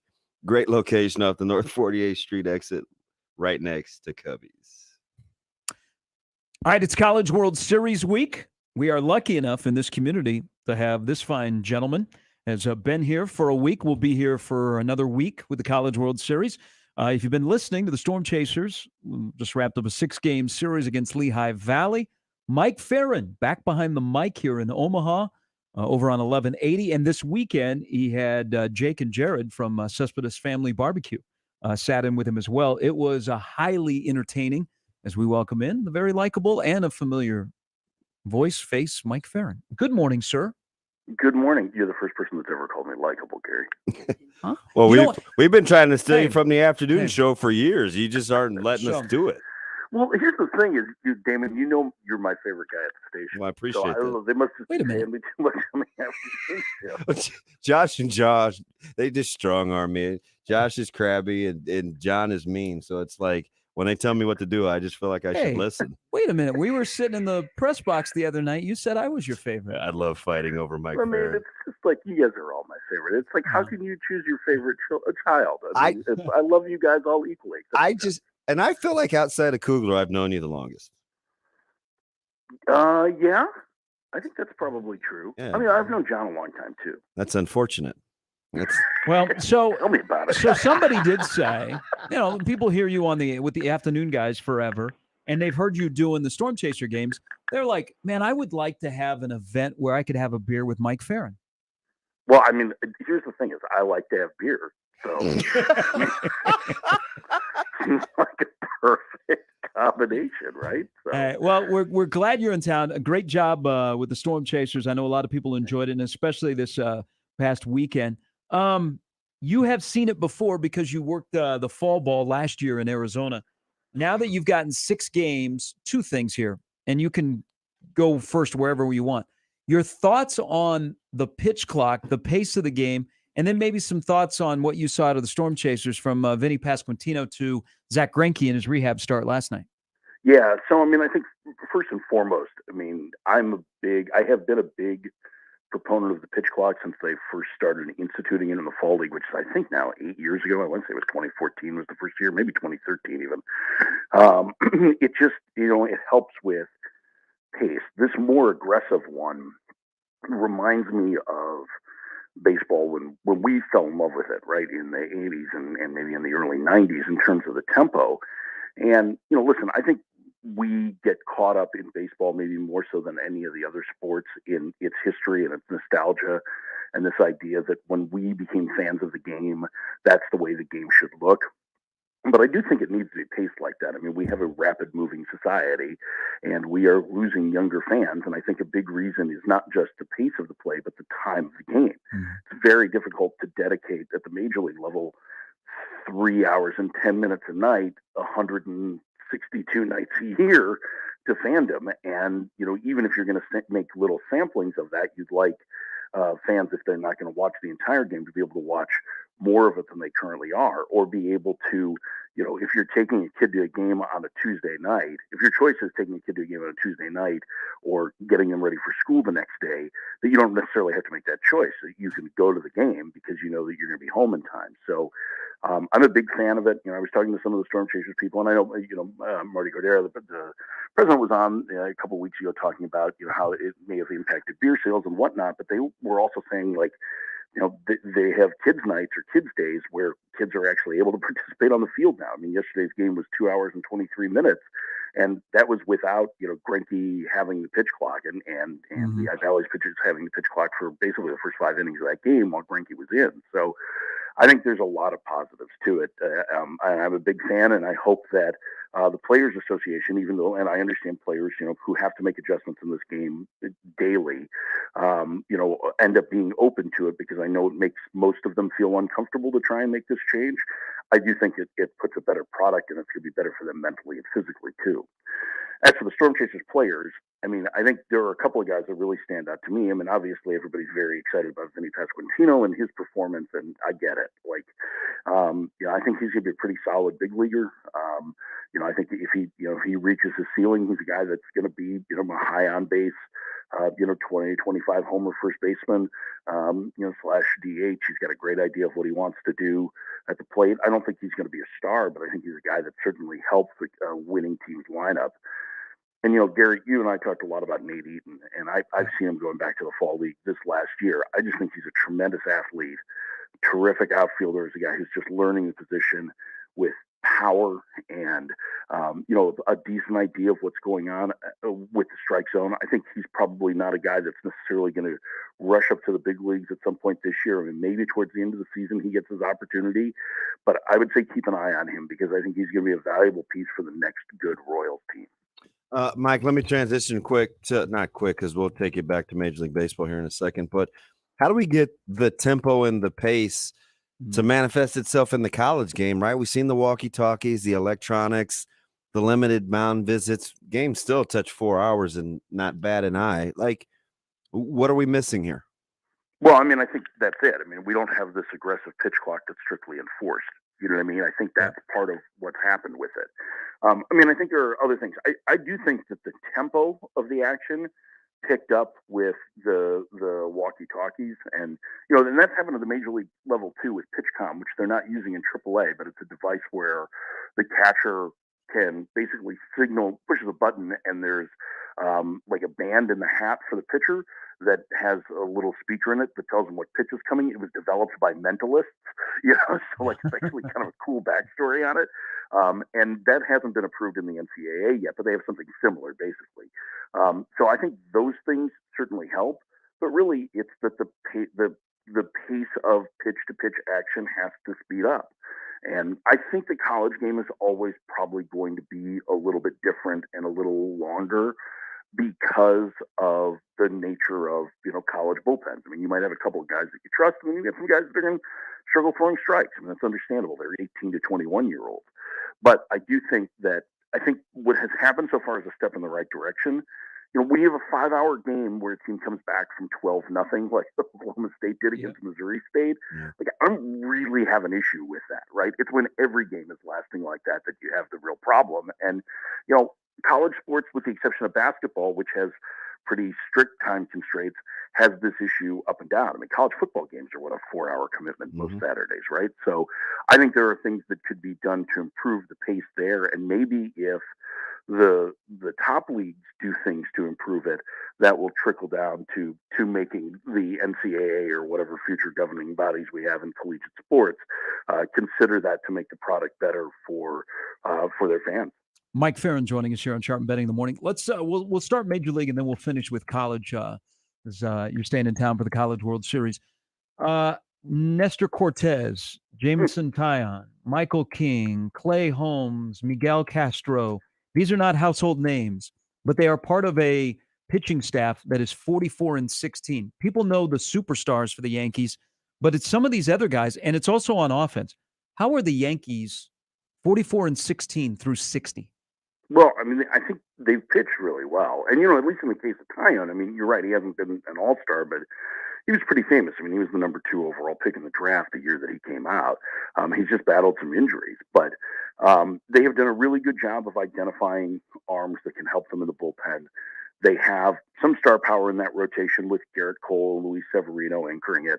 But Nestor Cortez Jr. has been dynamite. I mean, he's so much fun to watch because he's just a guy that mixes and matches and changes speeds, and there's no, in a game that's dominated by velocity now, he doesn't really have much velocity, and so he's a fun story. A late round draft pick out of high school too. I think he was in the 30-somethingth round. So, I mean, I think that's a big part of it. I think they have star power in the lineup for sure. Aaron Judge is having an unbelievable season. I think he's on pace for something like 65 or 66 home runs at this point. But they have solid, complementary pieces there. I mean, it's unfair to call Giancarlo Stanton a complementary piece, but Gleyber Torres, Anthony Rizzo have been all-stars. And I think they're a significantly better defensive team than they have been, or certainly were a year ago. So the pitching staff is supported by an excellent defense, which doesn't necessarily show up right away, when you're looking at the stats for teams. And so I think those things have really helped them to this point. It's a tremendous start. I really liked this team coming into the year. I didn't like them 44-16. Yeah. and I am a little skeptical that they're that far out in front of everybody else. I think there probably will be some coming back down to earth a bit, But to me, they're a 95 to 100 win team, and I think they're going to be. I mean, at this point, you probably have to say if they didn't get to 100 wins, it would be a shock. But I think they're an excellent team. They're pretty well constructed, and you know that if there's a chance to add impact at the trade deadline, they will. Mike, they've got 4 guys with 5 or more quality starts. They got a whip at 1.2, the team ERA at 3.93. They've won 9 out of 10. Anything more to the Phillies other than a new manager than better pitching? I think their starters have been pretty decent overall this year. The bullpen's been a little bit better. I think more than anything, their offense got going, which, and I think it was Jason Stark that made this point that if you're going to build a team that doesn't have great can't play defense, questionable bullpen, yeah. I mean, you have to be able, if you're going to build a team that slugs, it has to slug, and it hadn't slugged. So I think that's a big factor.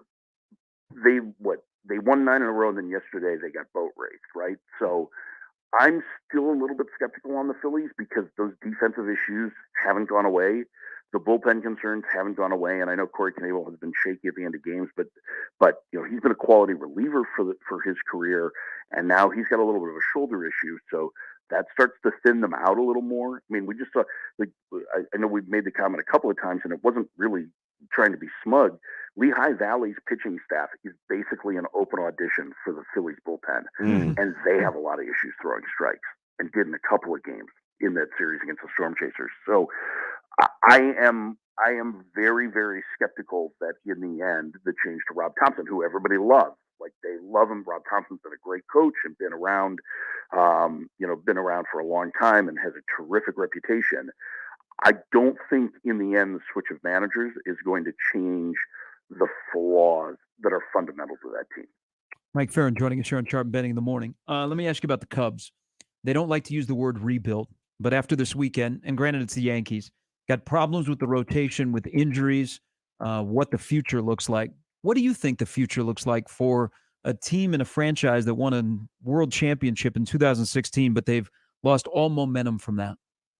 Yeah, I mean, I don't think I would use the word rebuild with them either, because I think when they did that in 2012, it was much more targeted in terms of like tearing it down to the studs, right? Like this was a team that they were hoping would, be competitive enough that not necessarily that they were going to win the division, but that they would take these, players that they signed on 1-year contract, which was a lot of them. I mean, they signed more major league free agents than any other team to be able to flip at the deadline and to be able to add more complementary pieces. The thing is that their farm system has gotten better quicker than I think many people realize. There's a little bit of depth there, and the problem is that I don't know that it necessarily has that lockdown star power guy. They're kind of building around, say, a Suzuki, and I think they're probably going to have to import the next star from outside the organization versus the way that they did it before, which was, from the top of the draft. So this is a little bit different way to go about it, and it may be, a little bit of semantics, but I don't think rebuild is the right word. That said, unless they're going to really spend on impact over the next couple of off seasons, I don't know that you're seeing another competitive team there until 2025, maybe 2024. I mean, you have to convince, players that you're going to be moving in the right direction unless you're going to spend at the top of the market. And, for all these stories, and I think John Heyman had it the other day in the New York Post that they were going to play heavy on one of the big shortstops this winter. Well, they had that chance to do it last winter and they didn't, so like there are a lot of things that I kind of view with skepticism about where they're going, other than I do think that their system is in stronger shape, albeit, mostly from AA on down right now, which still leaves you a couple years away from those guys starting to get their feet wet at the big league level, which pushes you further away from your contention window. All right, so let me jump over across town because I've heard about these guys the last 4 or 5 years. The youth movement was coming, then it was injuries. And listen, Kopech is day to day. Still no Lynn, no Bummer. I think Kelly's still out. Tim Anderson looks like he's on the way back. I know the La Russa factor, but how many excuses can we continually make for the White Sox over the last couple of years? Oh, I mean, listen, I don't know that you. Mhm. I mean, they won the division last year, right? They were a 93-win team. 2020 they made the playoffs and they had the best record, I think, at the midway point. It's tough for me to evaluate much of anything that happened in 2020. In fact, I try to forget that 2020 ever happened in a lot of ways. They're in the Central, right? Yeah, they're in the Central. But, Okay. Okay. I mean, still got to win a division, right? Yeah. Yeah. I mean, is there a geographic problem? I mean, listen, Cleveland was surprisingly good last year and is pretty decent this year. Minnesota has been good. I mean, listen, they have a lot of the same issues the Phillies do. Injuries to some degree have impacted the bullpen, like the Kelly injury. But they have not been a good defensive team. And I think the thing that's been most shocking is, we talked about the Phillies not necessarily swinging the bat like they need to as a team that needs the slug. The White Sox have been considerably worse. So I do think some of it is a personnel issue. I think the defense is a problem. I think a lot of the criticism of Tony La Russa's in-game managing is warranted, but I also think that some of that focus is because he was not a popular choice among White Sox fans and probably even their front office, because it was the owner that made the decision that he wanted to bring him back, even though he hadn't managed in a decade. So I don't think the White Sox should get a pass on anything. I don't think they're very good right now, and I don't see when you're being outscored by a similar level to where the Tigers and the Royals are right now, where the Royals, I think, have the cleanest path to seeing, okay, these are pieces that are going to be part of a next contending team. The White Sox are supposed to be getting that production now out of those guys. And the Jimenez injury hurts, but Yoan Moncada needs to start playing like he does on the back of his baseball card. They need to find better defenders to be able to pick up the baseball, because they are atrocious defensively. Yeah, there are some major issues with the White Sox right now. I think the frustrations that I've been seeing from Cub fans are kind of like, well, what are you frustrated about? I mean, you knew this year was going to be like this. If I were a White Sox fan, I'd be really mad at this point, because this was the team that was supposed to contend for the World Series. Should the Marlins be better? No, I don't think so. I mean, based on the personnel on their roster, no. Based on the fact that they have a win now pitching staff and they haven't done enough to support it offensively, yes. I mean, I think that's the thing, is they've got two of the top starters in the league in Sandy Alcantara and Pablo Lopez. They have a depth of pitching. They lack impact offensively, and that's the big issue with the Marlins.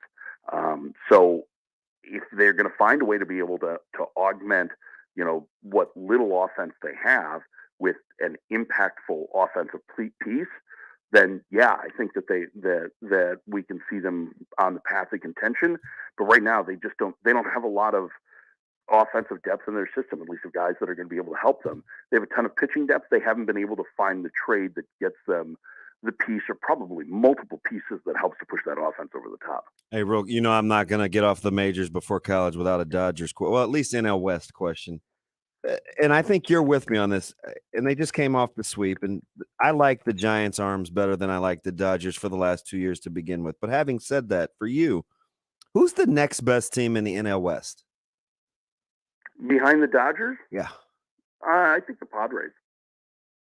I think the Padres' depth of starting pitching is really good. I think they're a good defensive team.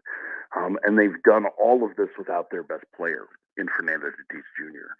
So, I mean, I don't know that I like the Giants' arms better over the last 2 years than the Dodgers. I like their rotation a lot. Their depth, I guess, is where I think they make their hay, man. They're pretty good out of the pen. Yeah, no, and they have a lot of different options that are available to them. The Walker Buehler injury is significant for the Dodgers. Yeah. I mean, that would be like the Giants losing, Rodon or Webb for, an extended period of time. I mean, it looks like we're talking like September before Buehler's back. It's a very difficult guy to replace, right? So that, I think, changes the equation of that division a little bit. In a way that I don't think we could have anticipated, because Buehler has been healthy since the draft, since he had Tommy John surgery in the draft. So that to me is a major concern for the Dodgers. It's the first major red flag I've had with them in a long, long time. But I still think the Dodgers are the best team in that division. I just think it's a lot closer now. And I think San Diego, because their starters are really good, their bullpen is largely anonymous, but has some excellent arms. Taylor Rogers has had a terrific year at the end of games for them. And the fact that I think there is more in there offensively because Tatis is coming back, probably within the next month. I think that those are things that are going to help that Padres team. So I think they're probably the second best in that division. I would take the Padres over that. I'm buying what they're selling. I really like where they're at pitching wise. Let me ask you one more about the Padres before we get off. Are you all in on Garcia? Because you're talking about those random arms in the back end. Gosh, he keeps things close till it gets to closing time. You mean Luis Garcia or Robert Suarez? I mean, both of those guys. I mean, Suarez, isn't really the bat mister. I mean, Garcia. I mean, those are just kind of like, they're solid relievers. I mean, Garcia was really good last year for the Cardinals too. I mean, his best trick is that he throws strikes. I think it's the overall collection of guys. You know what I mean? Like, I think it's the overall collection of guys more than it is like they have these overwhelming pieces. I mean, like Steven Wilson's been up and down a couple of times, but has a really good arm. And I think, once they get closer to mid-season, some of that, rotation depth will probably end up impacting the pen as well. And I think at some point, Dinelson Lamet comes back and potentially helps the bullpen too. So I think there's a lot of different factors that are in here. Hey, let's shift to college because you're going to transition to doing college. You and Mike Rooney will be together. The team that's 57-9, they're sitting in Knoxville, Tennessee this morning. The team that beat them will be on their way to Omaha. There's 2 more slots to be filled. Kind of an intriguing field, some rabid fan bases, some teams that have played their best baseball really over the last 5-6 weeks. Who's the favorite now that Tennessee's not here? Well, can we get through today? That's what I said. I thought if Stanford won, Stanford would be my favorite. Yeah, I mean, I like Oregon State more than Stanford personally. I think they're deeper on the mound. I think especially, I don't know if you guys watched last night, but Ben Ferrer was unbelievable in the games. And, like Oregon State was a team that I thought was just behind Tennessee for most of the year. I saw them in person early, which is crazy because you have to see them in person because they play in the Pac-12 and you can't actually get their games on TV because the Pac-12 network stinks. But but it's a really good Oregon State team. So like if they get through, I think that they would be one of the favorites there. I think it's interesting that the 2 teams that were the predominant number ones before Tennessee took that mantle this year are both in Omaha, in Texas, and Ole Miss. I don't know that I would necessarily any of them would constitute favorites in my book.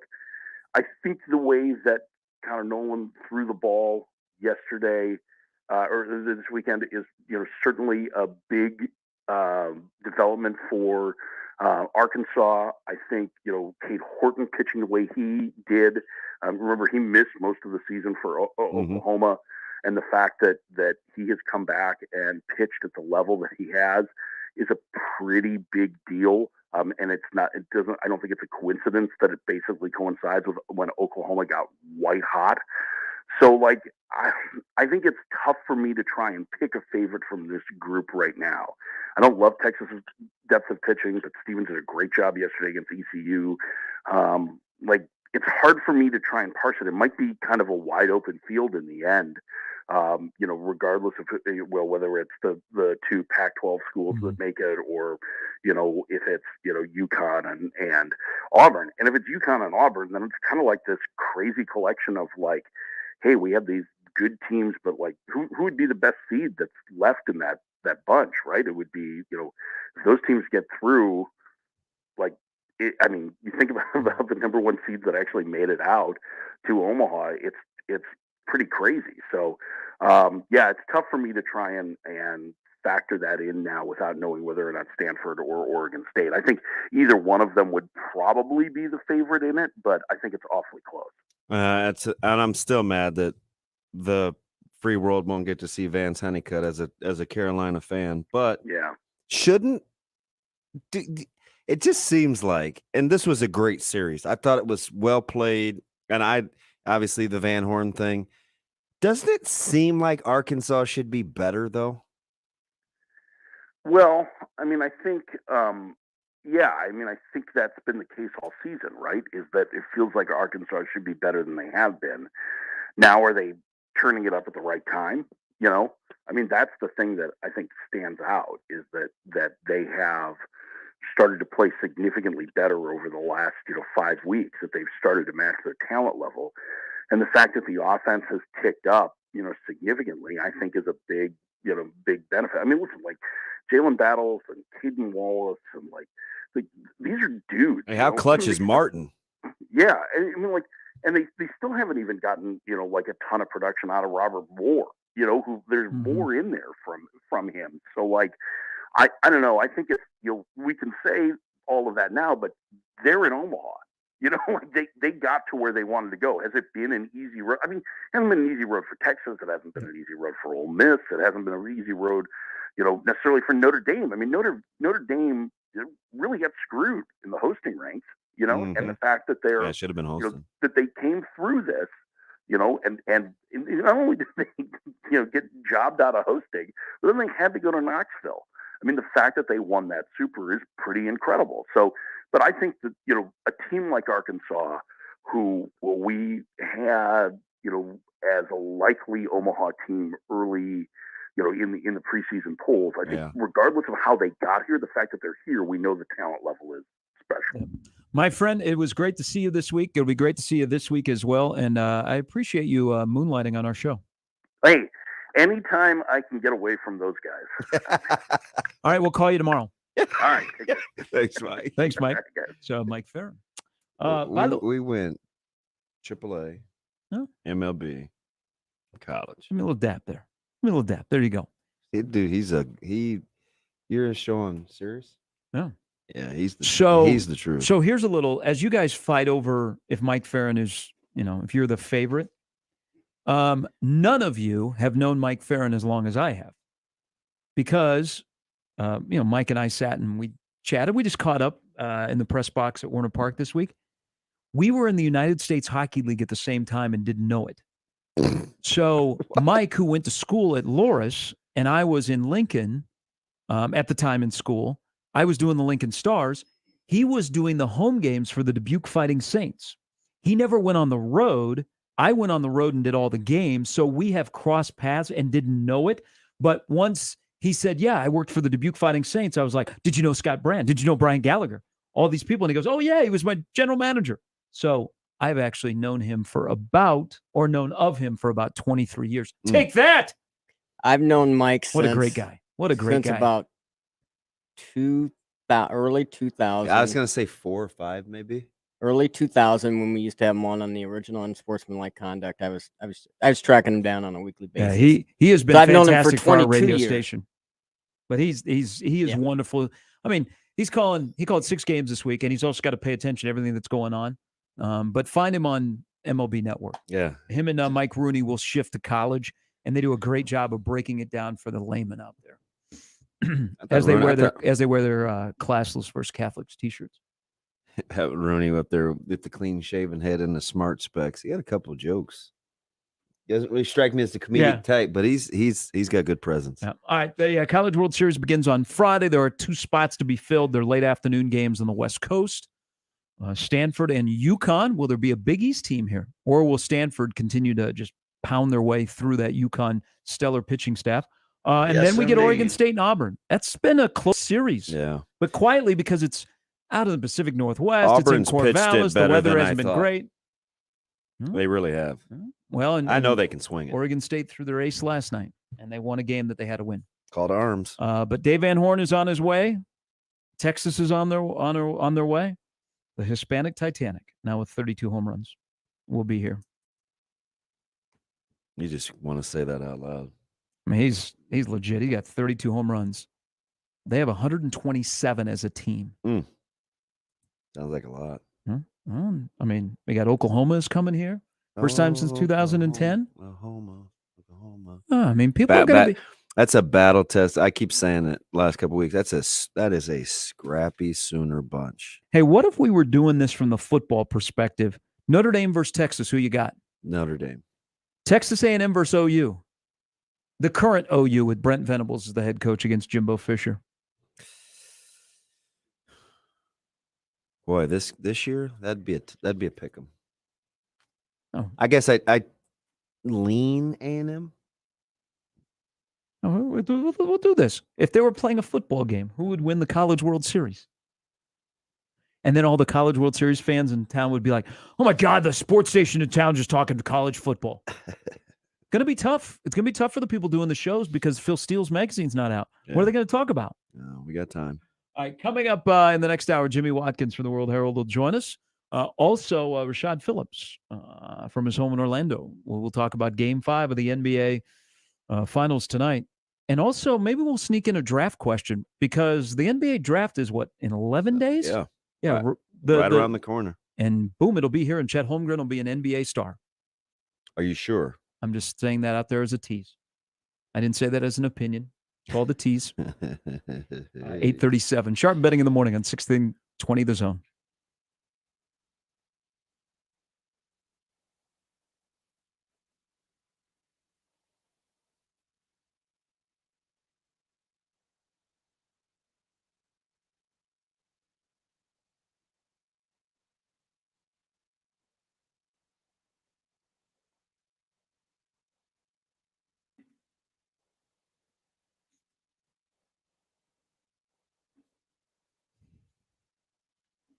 Hey, the college baseball championship week is here, and now you know the 6 teams that are coming, their fan bases, and they're going to be gobbling up tickets. Well, get in line and get the best deal on tickets. You can save 10% right now. Limited time. Go to my friends at ticketsforless.com. It is very, very user-friendly. Ticketsforless.com, formerly Ticket Express. That's where I go to get my tickets to the hardest events to get your hands on tickets. Right now, use the promo code at checkout, CWS10, save 10% on any college baseball championship ticket order. Now, this deal will not last long, so act fast. The code, CWS10. Find the college baseball championship tickets that you want for ticketsforless.com. Now that you know 6 of the teams, you know what games you want to go to. And if you're selling tickets, don't list them. Call Tickets for Less. They're currently paying top dollar for seats at the Chuck, 402-398-1999. That's ticketsforless.com.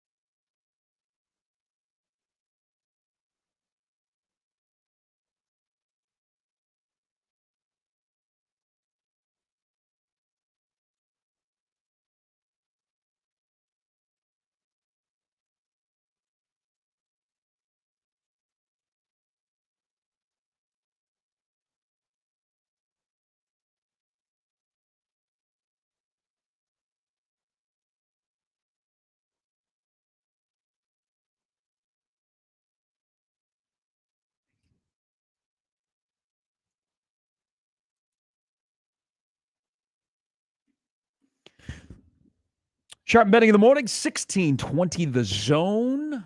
John writes into the Equitable Bank inbox. It is very disappointing that Tennessee is not coming to Omaha. It would have been great to have them. But after watching this weekend, we need to maybe to back off the rhetoric about the power and all those home runs they hit this year. They play on a Little League field, 320 down the lines. That is ridiculous. I'm nodding in agreement because 390 to center field? Really? Yeah. So East Carolina, I was never East Carolina in on and them. Knoxville, their field looks so small. And I don't know if it's the way, it's 390 to center field. But the way the stands are constructed, there are some, this ain't sunken diamond where you glance and you go, how do they have that much foul territory in Palo Alto? Yeah. But some of these fields, come on, we can't have 390 to straightaway center field in college baseball. Guys are bigger, stronger, faster. I mean, we're playing in a bandbox, for God's sake. But there are a lot of those parks like that. Yeah, we got to do something. It's okay. No. Shane, it's okay. It's okay. It's okay. No, because this is what will happen is people go, oh, boy, Gorilla Ball is back. Wait till they get to Omaha. It doesn't matter. I mean, the runs are up downtown. But you think Notre Dame's prowess hitting that thing, they're going to all of a sudden show up here and crush the ball all over the place out of the ballpark? They do swing it, though. Yeah, they swing it. They swing it well in a bandbox. Man, you hit a ball, and more than likely it's going into that party area. It'll be an Ole Miss, and there'll be plenty of teams that will come here and have fun. You did not need Tennessee's act. You did. Their in-game stuff, it's not good. Did you see their act on Friday? I told you. I almost wanted to say they weren't well coached, but that's not what I meant to say. Just they were ill prepared. There's Vols, fun and games until they lose. Man. But at least they lean into it. They sure do. They can't clap back. If people clap at them, they're not. The hook, though. Yeah, Frank Anderson's got a temper. Dude, you can't talk to an umpire like that. He did that in the Big 12. I didn't like him at Oklahoma State. I didn't like him at Texas. He did the same crap. You can't say that, though. No. And it wasn't even an egregious call. Well, same pitch Sunday on Gilbert. Oh, same location. I don't get into that. I'm like, I see what we're doing here. I see what we're doing here. Are you really making excuses? No, I didn't make excuses. Because that was the same pitch on what officials. Umps are different. But did you see what Gilbert did? He paused and he was like, "Do I do anything?" No. Wow. Tennessee was the best thing that happened to college baseball this year. There are more people talking about Tennessee because there were everybody was against Tennessee. Except you. And I'm glad they accepted it. Okay. They knew that people were against them and they played the role of the villain. And that's a wound that's going to stick for a while. I'm not going to lose any sleep over it. I lose more sleep over my team being swept in the Bronx. But they were the best thing that happened to college baseball because people paid attention and they're like, who is this Tennessee? Oh, I can't stand them. Oh, wait a minute. I got some pretty good players. Oh, I can't stand them. So people were talking about college baseball outside of like this stretch where people kind of pay attention to college baseball that don't normally hang around the sport. Hanging around. They'll be hanging around for the CWS. Tennessee? No, casual fans. Yeah. I mean, casual fans here that'll go to a game or two. You've got some branding power. People will be upset at Texas. There'll be a lot of horns down. I'm still mad about North Carolina. I have to go with Woo Pig Suey. Woo Pig Suey. You know who didn't show up? Those guys. Virginia Tech. Yep. Boy, you put it on them. I thought they found their footing on Saturday and would put up a 14 spot, but they got blitzed early. Yeah. I mean, those elimination games in a best of three, the teams that get going early. Yeah. It's like, hey, are you available to throw? No. Coach, I haven't thrown in a month. All right, get loose. Go ahead. It's, you look at, I think there's going to be 2 tournament champions that'll be here. So Oklahoma won the Big 12 conference tournament. UConn or Stanford will be here, and they both won their respective conference tournaments. This 3-week stretch of college baseball is so much different from the regular season. It's just hard to win. Yeah, We say this almost every year. Well, I think college baseball is harder to win than college basketball. I think once you get to Omaha, it can settle in because of the schedule. Dude, but you said once you get, that'd be like me saying once you get to the Sweet 16. Well, you have the regionals, which is all about the bullpen, because you're going to be taxed unless you are unbelievable on the bump. Hard to win. And then once you get to the super regionals, that plays more like a regular season. Yeah, but you're weekend. having to win series. Well, you do that during the weekend when you're playing in the conference, which elongates the degree of difficulty to get there. Right? So if you go 2-0, 2-0, you've already played 4 games, right? If you're perfect in your regionals and the supers, right? 3-0, 2-0. Okay, so 5 games? Yep. That would put you in the championship in basketball. And you still have the College World Series. Because you got to win 6. Mm-hmm. In basketball. I mean, it's tough. It's really hard. The more series you have to win to do something, the harder it is. Fortunately, you're only playing one series, like a typical series, and that's the super. Like, I think the regionals can be tough to win because that's when you get more into your bullpen. And they're stacked up against the regular season, too, and your conference tournaments. Like, I think Notre Dame is built perfectly for a 3-game series. Yeah, well, there's a reason I liked them. I know Although Tennessee had their front end horses going. Well, Tennessee yesterday, their top 4 hitters didn't get a base hit. Okay, they had a chance when they had. I mean, Dolander was pretty good. They had Notre Dame starter on the ropes early yesterday, and when that first inning ended, it was still 1-0. Oh yeah, and that was a huge win for Notre Dame because they didn't have to go to their bullpen in the first inning. Could have broke it open too when they only pushed it to 3-1. Yeah, and Notre Dame. Then you kind of felt like they're just hanging around. Notre Dame gave you plenty of opportunities. They were a gong show running the bases. I have no idea what they were doing. Well, there was a snowball fight with Tennessee though, and they finally got him at third. But wow. There'll be some Notre Dame fans because they're playing Texas. Free World's going to miss out on Vance Honeycutt, though. It's pretty good. Freshman of the year. Great colors, too. I just wanted the gray hat with the blue Tar Heel.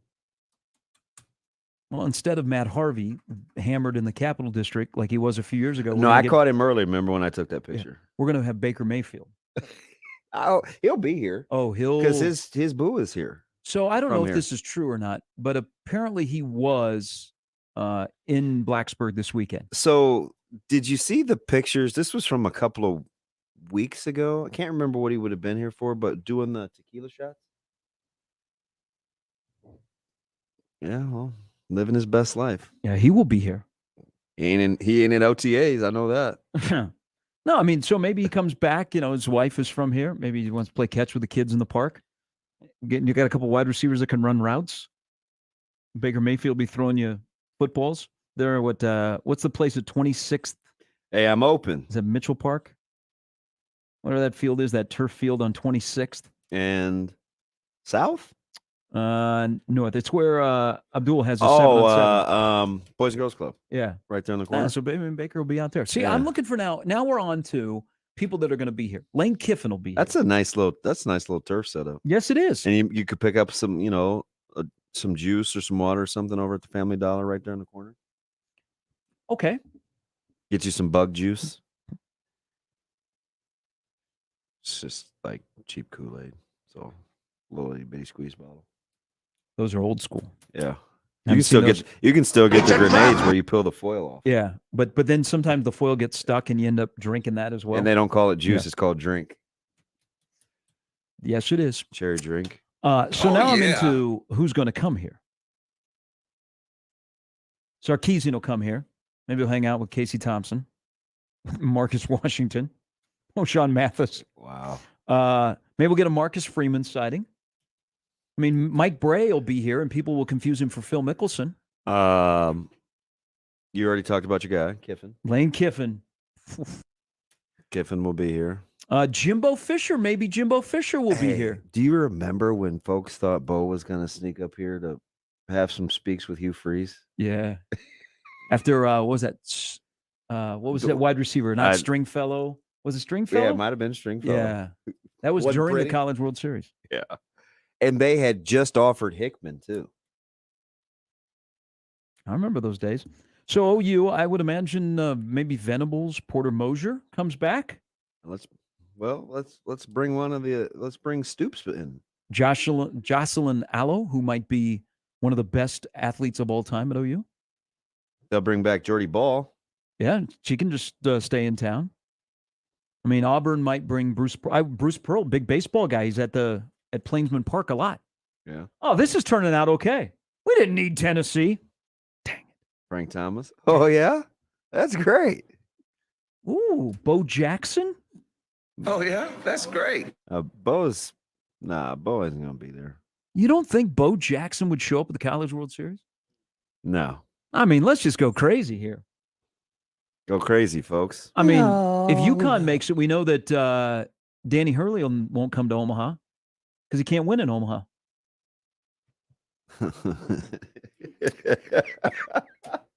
I had to think about that for a second.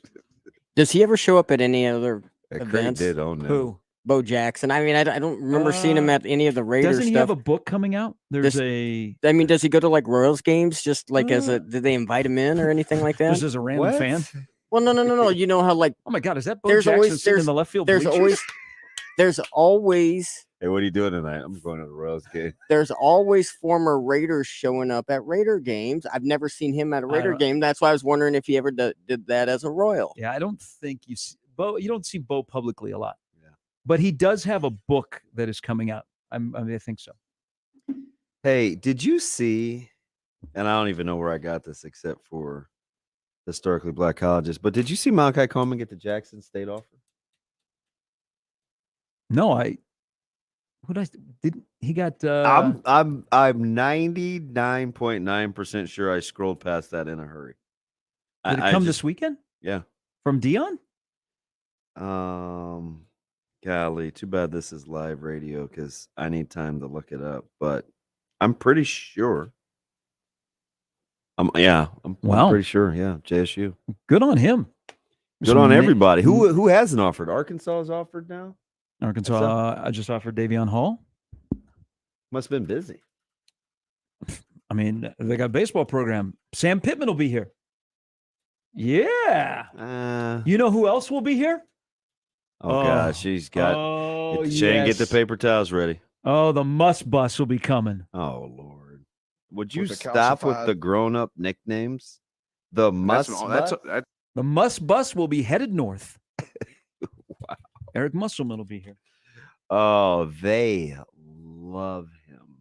Yes. Arkansas. Yeah. It was unbelievable how popular he is. Can you see how excited we are for these College World Series teams? No, not really. We just want to know if they're going to bring their football or basketball coach to hang out.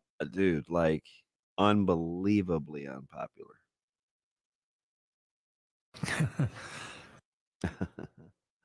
What? Did you get the offers? Yeah.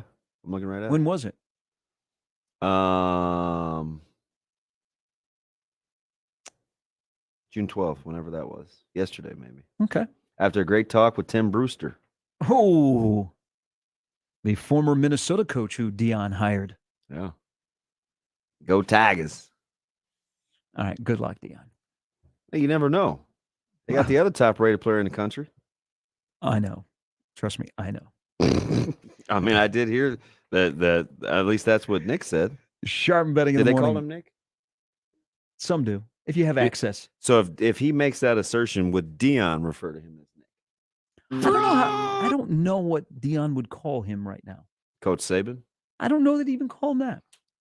He did say you don't call privately over something you said publicly.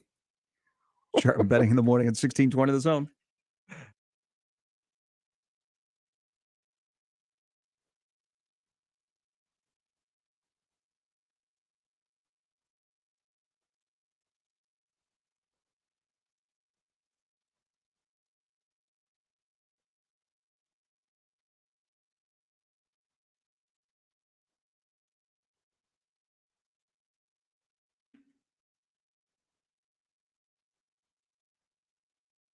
All right, with the way the gas prices are right now, you're trying to find something that is fuel efficient. What are your options? Well, here's a place to go first to explore many options. It's Woodhouse Buick GMC. Shop there first and experience the difference. First of all, you're going to see a lot of new and pre-owned inventory at 119th and I or online at WoodhouseBuickGMC.com. You're looking for SUV, looking for a truck. You're looking for a vehicle, a car that gives you the fuel efficiency that you need right now. They've made car buying simple, and they will find the vehicle that meets your needs. Friendly and knowledgeable sales team, they'll find the answer for you. You can also find them online. We're online. You can complete a credit application. You can schedule a test drive. You can see all the new and used inventory. You can view pricing, current offers, and value your trade as well. Online is where I got my last vehicle, and you can do so as well. In person, 119th and I, or online at WoodhouseBuickGMC.com. GMC, we are professional grade.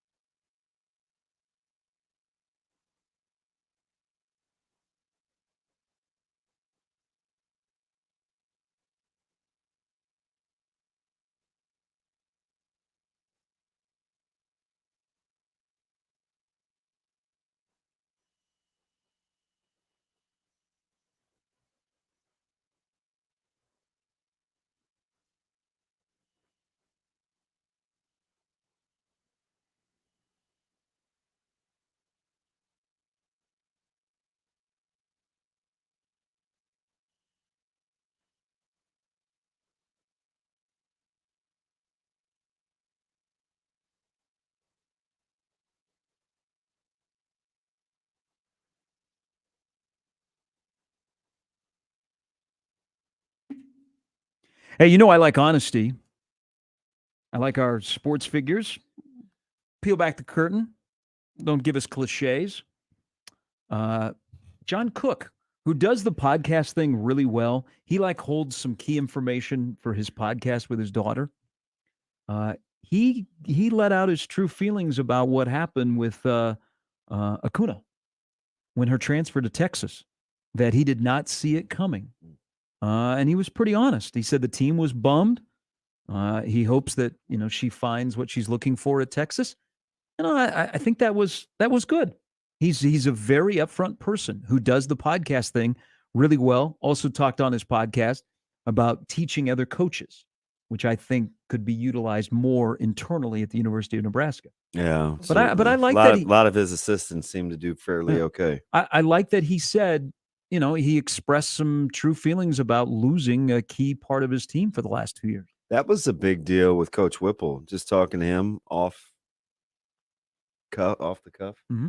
is coaching other coaches.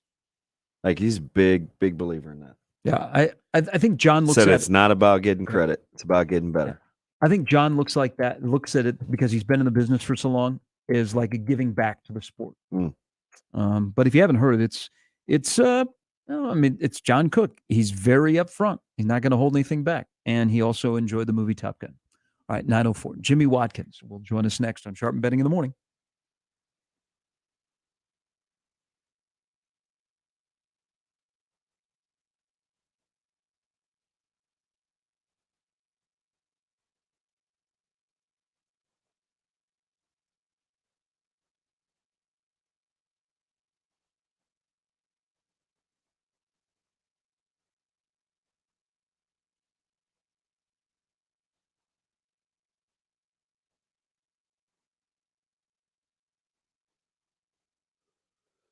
Two great locations to cool off today. Going to be a hot one. How about a little ice cream?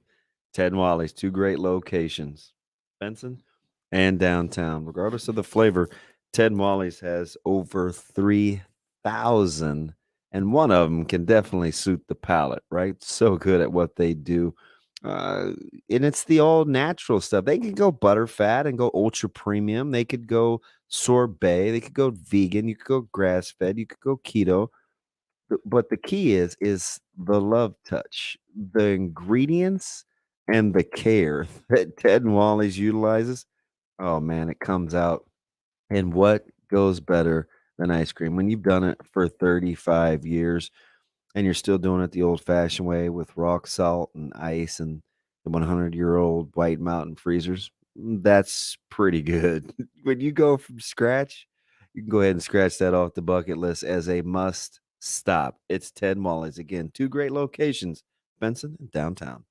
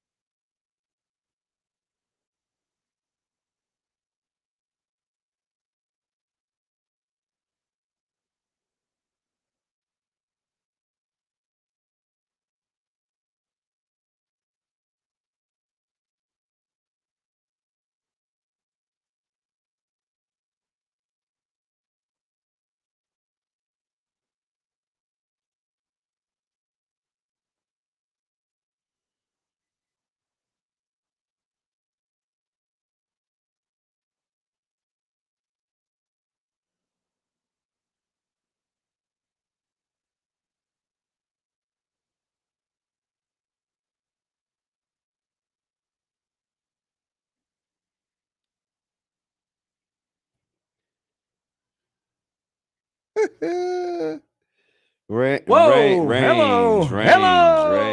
everybody. Welcome to Sharp Betting in the Morning. All right, that is. Wait, why is everybody yelling? What Oh happened? no, we're just trying to be a distraction here.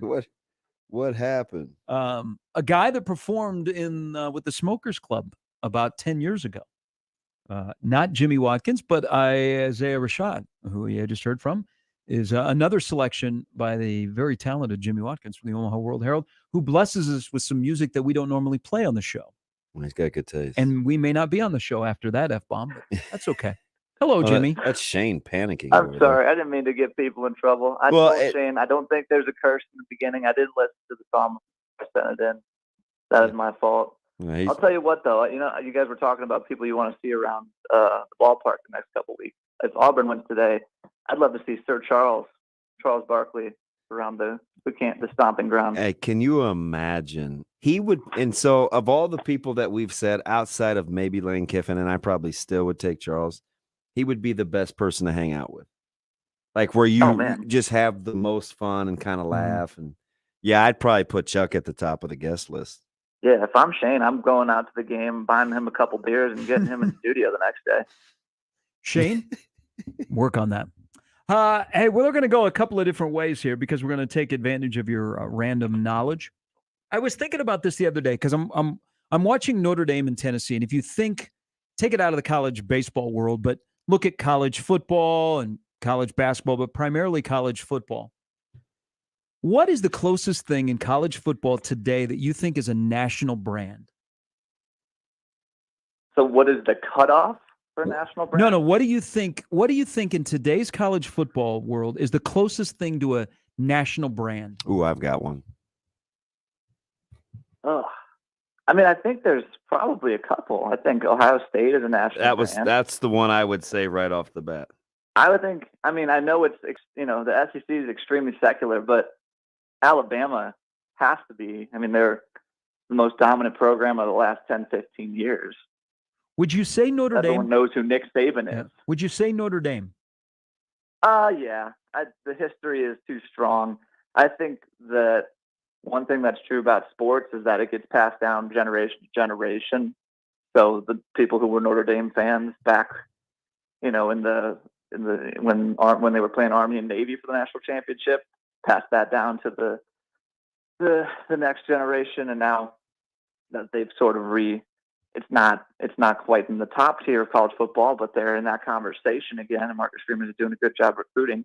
I think that stuff withstands the test of time. Why do you think, sticking with Notre Dame, so all of this discussion on what's going to happen with the Big Ten, when it's going to be no divisions, what it's going to look like, new TV contract, hey, are they still looking at North Carolina and Georgia Tech, or somebody in the ACC? What about the Pac-12? Are we done and past the Big Ten's flirtation with Notre Dame, you think? Oh, absolutely not. I think this idea that conference championship games could lead to automatic playoff berths is influencing the way people are making decisions right now. I think it has a lot to do with teams eliminating divisions, and just making it a winning percentage thing for who gets to play in the conference title game. And I think right now, what is Notre Dame's incentive to join a conference that I don't know what the answer to that question is right now, but I know what it is in 3 to 5 years if the Big Ten championship game becomes an automatic playoff berth. I think it's a no-brainer at that point. Hey, Jimmy, let me ask you something, because we both said Ohio State at first blush without thinking. It's going to sound weird, but it's all about perspective to the national brand and the buzz. Do you get the sense that Ohio State has won more championships than they have as of late, or is it the consistency of the product? Honestly, I think it's the guys that they turn out on Sundays. Interesting.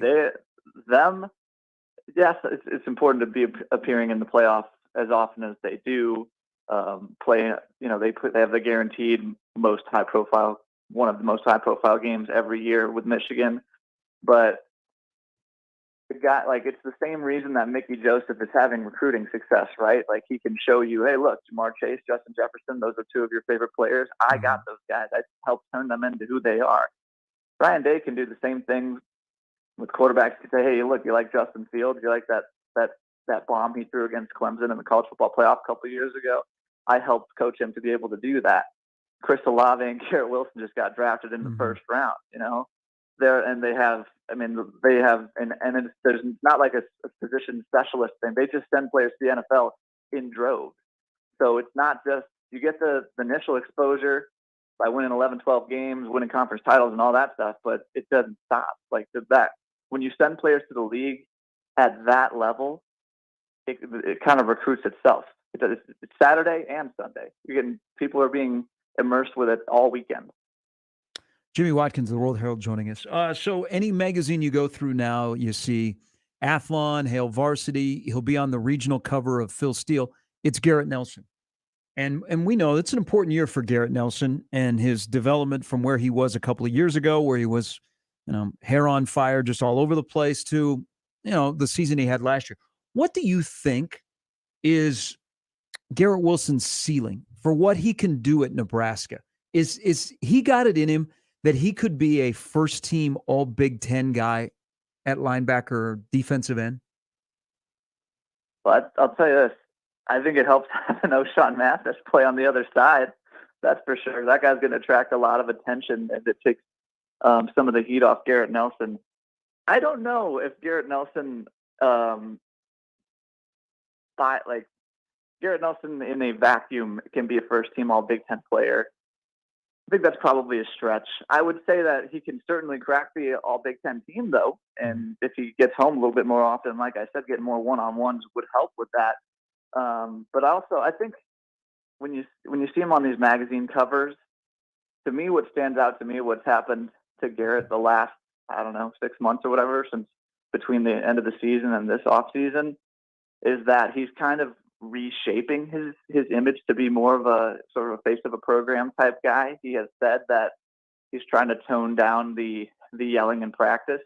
Can't take it out of him completely because he's a passionate dude, but he's trying to tone down. Yeah, he used to be kind of a broy bro, kind of a funny guy, and now I think he's taking it a little bit. Not to say he wasn't taking it seriously before, but he's just taking a more serious approach, a more stoic approach to it. That's what stands out to me about Garrett Nelson. I think that, if you apply it to the weight room and you work out and all that stuff, that mentality could go a long way. Broy bro, I'm telling you, I'm gonna make that work. Jimmy, let me ask you something, and maybe this isn't relative to the most important, right? Like, who's got the guys that we need the most, but who are you the most confident in their group getting developed that Nebraska is going to need for a successful 2022 run? Ooh, that's a good question. For 2022, I guess I would say Travis Fisher, which is ironic because last week we were talking about how we kind of needed to see it from that group. But Travis has such a great track record of developing guys here. He sent now Lamar Jackson, DiCaprio Bootle, Cam Taylor-Britt, Deontay Williams signed as an undrafted free agent. That's 4 dudes in the NFL in just about 4 years. So that guy clearly knows what he's doing. I love the way Travis Fisher runs his defensive backs room. He's given them like paper tests all the time on the stuff that they're studying, and I think you have to get an 80 grade to be able to play each week on the test. And I know no one likes taking the test, but you got to. I think that he probably does more to measure where his kids are at, where his player, where they are on the learning curve, than most assistant coaches do. And for that reason, and because of his track record, I guess I'll say the DBs. And I like the talent back there. We just need to see some of those guys on the field. What do you think he does with a guy like Kane Williams? Played at a place like Alabama. He's basically this is the start of his college career here. What do you think a guy like Kane Williams, not an older guy, but a younger guy who will come in and be as a redshirt freshman? What kind of an impact does a Travis Fisher have on him, you think, at a position that if he's going to be a safety, they're going to need guys to step up and play well in a position that has a lot of questions? I think he's going to throw him into the fire in practice. He's going to, I've talked to multiple cornerbacks about having Fisher put him up on the, call him out in class, I guess they'll call it, and put him up on the whiteboard and say, okay, draw this up. If this is the situation, this is the formation we're looking at. How do we cover this? How do we cover that? I think he's going to do that a lot with Kane Williams to get him acclimated to what Nebraska likes to do, and then you build from there. Hope maybe match him up with one of the older guys, like a Braxton Clark, and say, hey, you or Marquise Buford, one of those guys, say you follow him wherever he goes, do whatever he does. When he, if you have a question about the playbook, ask him first. That sort of thing. You need to ingratiate a guy like Kane Williams into your culture. We know he's got the talent. You don't go to Alabama without having the talent, but you need to ingratiate him into your culture. You need to teach him how you guys do things, and then you can see what he does on the field. But I think that may be sometime down the road. It seems like there's a lot of positive momentum, whether it's Big Ten West odds, recruiting, just the vibe feels good. For you, what's the most portable as it relates to the potential of a successful season? So the Big Ten West odds, the recruiting, and what else? Well, so it just seems like there's just some feel good, right? Whether it's the coaching hires, the guys that they're getting on campus, the national perception, the win total. It just seems like there's positivity in the air. I don't know how much of that stuff is portable, man. I think this is the season for optimism across all sports. It's the off season. There's a bunch of new guys on campus, and they look very impressive. I was just at one of the football camps over the weekend.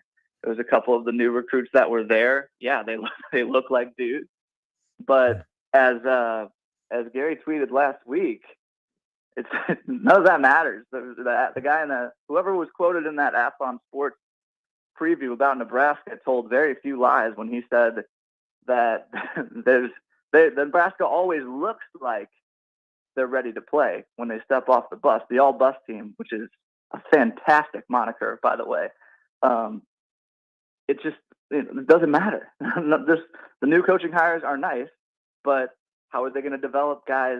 We hear that they're developing guys well, but we need to see that development turn into production. Okay, recruits. So one step further, could you have made the case? Okay, it's the buzz from the coaching off-season hires, because if in fact, and I'm with you, especially knowing these guys, like those Athlon quotes, those were or Lindy's, those were legit, right? Like so could I make the case that the coaching changes could help alleviate that, because those are new guys with new responsibility that maybe could offset some of that we're not good on Saturday sentiment, especially if you really want Coach Frost to take a step back. Absolutely. You can make the case that could be the most impactful part of the whole deal. The whole hype train, the coaching thing could be the most important part of it, because, yeah, like you said, the talent has never been the issue. It's always been the little nuts and bolts, the tweaks that happen during games, or the plays that don't go your way and how you react to them. And Scott has mentioned it multiple times during press conferences. There was like all right, when's the other shoe going to drop feeling to last season? And I think it's healthy for that reason to get new faces, new voices into the fray, because that stuff can bleed over to the coaching staff, even if they don't want to admit it. And clearly, if things keep going wrong, if you keep having all these bad luck or bad break type of losses, I think coaching can make a difference there. So, yeah, I think absolutely you can say, however you want to phrase it, that the coaching staff part of that could be the most impactful. How would you say, and then, and I know you're in this, in the world with newspaper, and you've, probably been involved in Freedom of Information Act and the stuff that came out on Friday. How would you describe the offseason for the head coach. We haven't heard from him since the spring game. We really didn't hear much from him during the spring. Yeah, he's been quiet. He's been really quiet, but yet they've had a couple of victories here and there. The positivity of the new coaches, a recruit that they've gotten, or the last 2 weeks of the talent they've gotten on campus. How would you sum up Scott's offseason? I think it's all fine. All of it is. If you don't want to talk right now, I think you could argue that represents progress, because it would be very easy for a coach to say, after the kind of off season, bringing in all the transfers and new coaches that they've had, and say, flip out his chest, say, look what we did. We've changed everything. It's going to be great. But again, as we've learned for the past few years, that off-season momentum doesn't always mean something. And I think Nebraska basketball has kind of taken a similar approach, where last offseason, look, we got Bryce McGowan. Look at, we're reaching new heights here. First 5-star recruit ever. Look at this. Look at that. Now they're kind of taking more of a reserved approach and throwing themselves left of the party this offseason. I think that's a good move. For Scott, though, I do think at some point you're still the spokesperson of your program. And I know for a fact that people have tried to talk to him, and he has not been interested. Again, that's fine right now. Mm-hmm. But if you lose to Northwestern, I don't know that you can take that same approach, because part of being the face of something, part of being the leader of something is taking accountability for it. So right now, I don't think any of that matters. Obviously, as a media person, I would love for the head coach to be as transparent as possible, to be as available as possible. But the overarching theme of this entire offseason, whether we're talking about the transfers, the recruiting, the new coaches, mm-hmm. Scott Frost's media schedule is none of it matters until we play the game. If Scott talks once a week for the entire season and they go 8-4, kudos to you, Scott, on your media strategy. It worked out. If he doesn't talk, if he does the same thing and they go 5-7, well, buddy, maybe you should have been talking to us more. Like, it's all results based. That's going to frame this discussion. Jimmy, let me ask you this. Because I think with him and the wins and the losses and whatever, you're in the media, you do it well. Are you concerned about hardcore metrics, or is that will show up on the field? I think, yeah, that's a tough one. I think I do think that with the schedule they have this year, there are certain metrics I think that are attainable. Like, I think at the very least 6 games is super doable with the schedule they have. I mean, trading in Ohio State and Michigan State for Indiana and Rutgers, 2 thumbs up on that one. But I do think that improvements can be a gray area. It doesn't necessarily show up on your record sheet, but at the same, to contradict myself again, what this basically gets down to is, look, dude, you haven't made a bowl game in your time here. You have all this talent. You've brought in a new coaching staff. We know what the deal is here. So I don't know what exactly was laid out in the contract, but I feel confident saying you got to make a bowl game, and it'd be really nice if you did a little bit more than that. Well, we will see. We're reaching peak off season, Jimmy. I know that you've been through this enough. All right, we appreciate it. Have an enjoyable week. Will you be on any College World Series duty for the World Herald? I will be there. I believe I'll be there for 2 days. All right, that ain't too bad. That ain't bad. That's good. You got other stuff going on.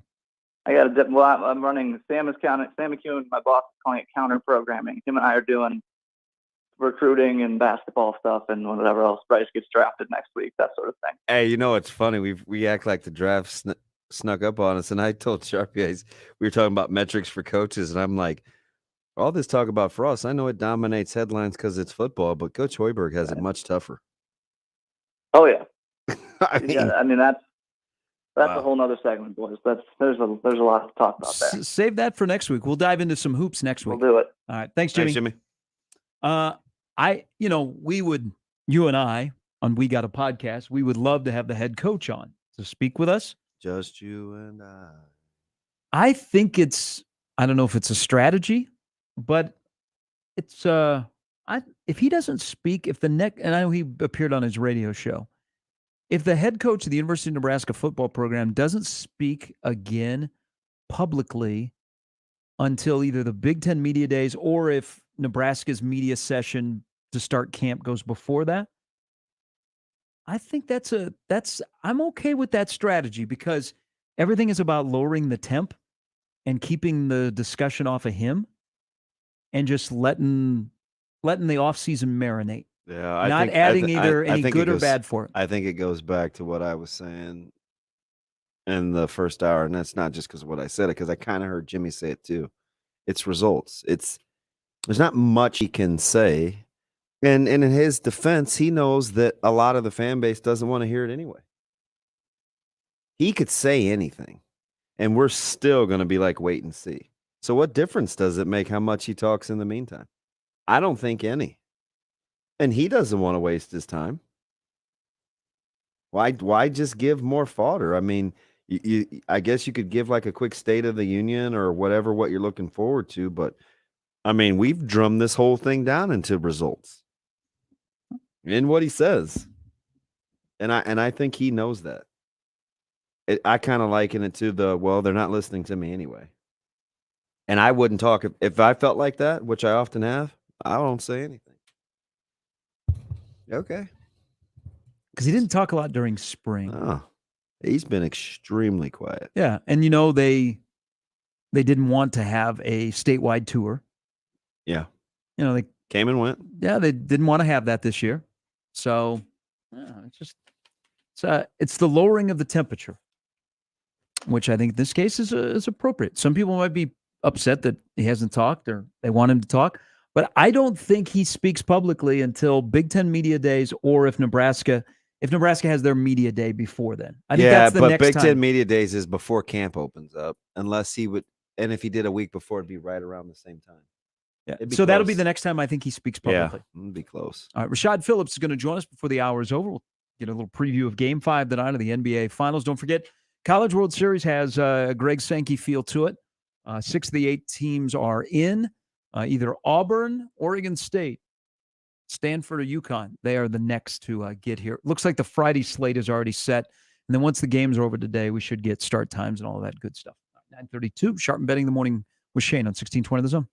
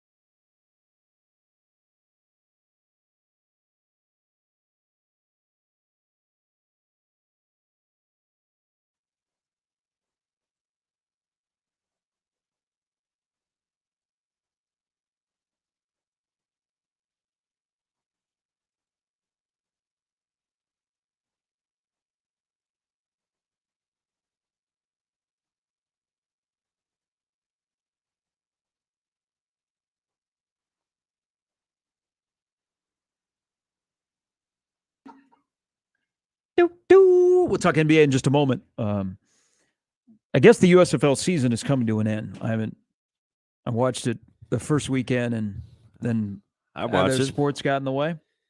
But Mike Riley, who's coaching the New Jersey Generals, and everybody lives in Birmingham and plays in Birmingham, they've had a good year, right? Yeah. They're in the playoffs. He was scouting. So there was a picture yesterday of Coach Riley, who we all know, was just sitting in the stands by himself, eating a sandwich. It looked like one of those convenience store sandwiches that you would go get in the package. He just sitting in the stands watching football, eating his sandwich. Yeah, it's funny because I was listening to Kugler during the broadcast. They described it as maybe he brought it from home, but he was scouting because they're in the playoffs and they could have had one of those two opponents. I watched the USFL, so I like it. I don't know. Was he drinking a Pepsi? They didn't pan it on him long enough to show him taking a drink. I mean, that's a football guy being a football guy. He's just having a sandwich. Yeah, just sitting in the stands. Underneath the shade. And Mike Riley is a professional coach. Yeah. His team's not bad. I think they lead the league in rushing, believe it or not. And it's not Ken Simonton. Or Steven Jackson. Or Quizzy Rogers. Or Divine Azigbo. Did they use him? It's Boo. Like one of your girls. There are the idiosyncrasies of Mike Riley that I do miss. Yeah, they're top 1 or 2 in the league rushing. Okay. So he is committed to running the football. What's wrong with you people? Oh, how much time? We only had 20 minutes left. Shane's giving you the finger. We will talk NBA coming up next on Sharp Betting in the Morning on 1620 The Zone.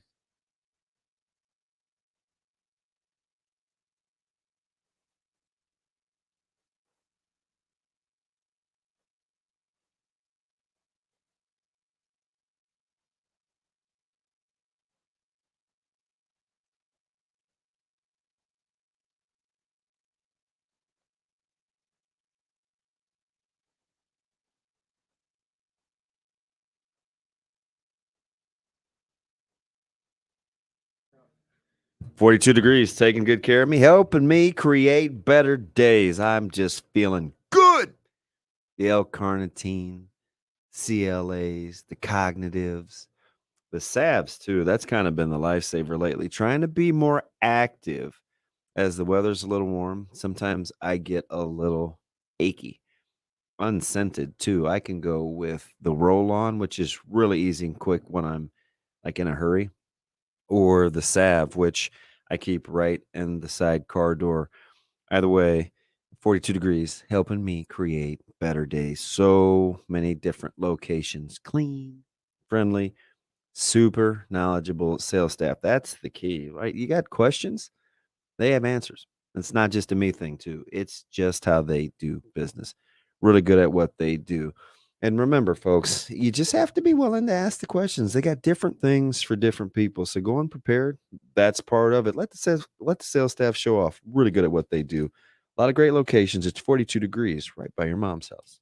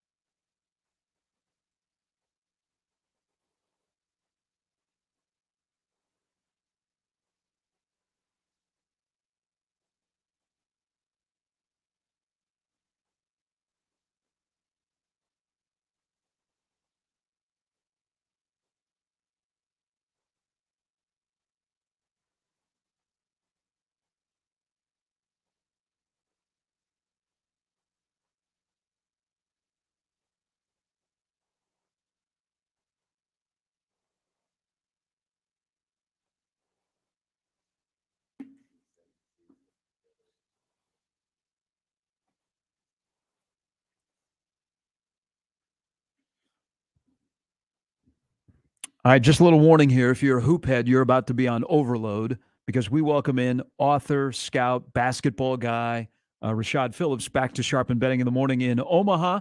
Rashad, thanks for your time. Welcome back to the show. Thanks for having me. I'm excited. Hey, and by the way, congratulations. People, by the way, can go to sportstalk2319.com and they'll see where they can order the book that we're about to talk about that's coming out later this year, Basketball Position Metric. You do a lot with prospects going into the NBA, and your draft guide is on point. So let's start there before we get your thoughts on what's going to happen tonight out in San Francisco. You're about to put out a book that kind of helps people understand the position, and we've heard the word positionless basketball. I want to use a guy, and you can take it wherever you want to go from here. What is the ideal position for a guy like Chet Holmgren in the NBA? So you look at Chet, I would consider him more of a hybrid post. And when you look at the hybrid post, it's a versatile post player that can score with their facing up to the basket or their back to the basket and knocking down jump shots. So when you look at the ideal hybrid post in today's NBA, you look at guys like Anthony Davis, Bam Adebayo, Draymond Green, Robert Williams. Like those guys are what I consider a hybrid post. So, Rashad, let me stay with that just for a second because we're just beating this up in the first hour of this morning. So, at some point as basketball moves forward, do those hybrid post guys have to have some sort of consistency in scoring? Because the aforementioned, maybe with the exception of Robert Williams, who's still kind of evolving and he's been hurt, don't really score the basketball. Yeah, so the beauty of the position is that of all the metrics that I've created is that you have different tiers of the position, right? You have the hybrid post that can give you 20 and 10, like a Anthony Davis.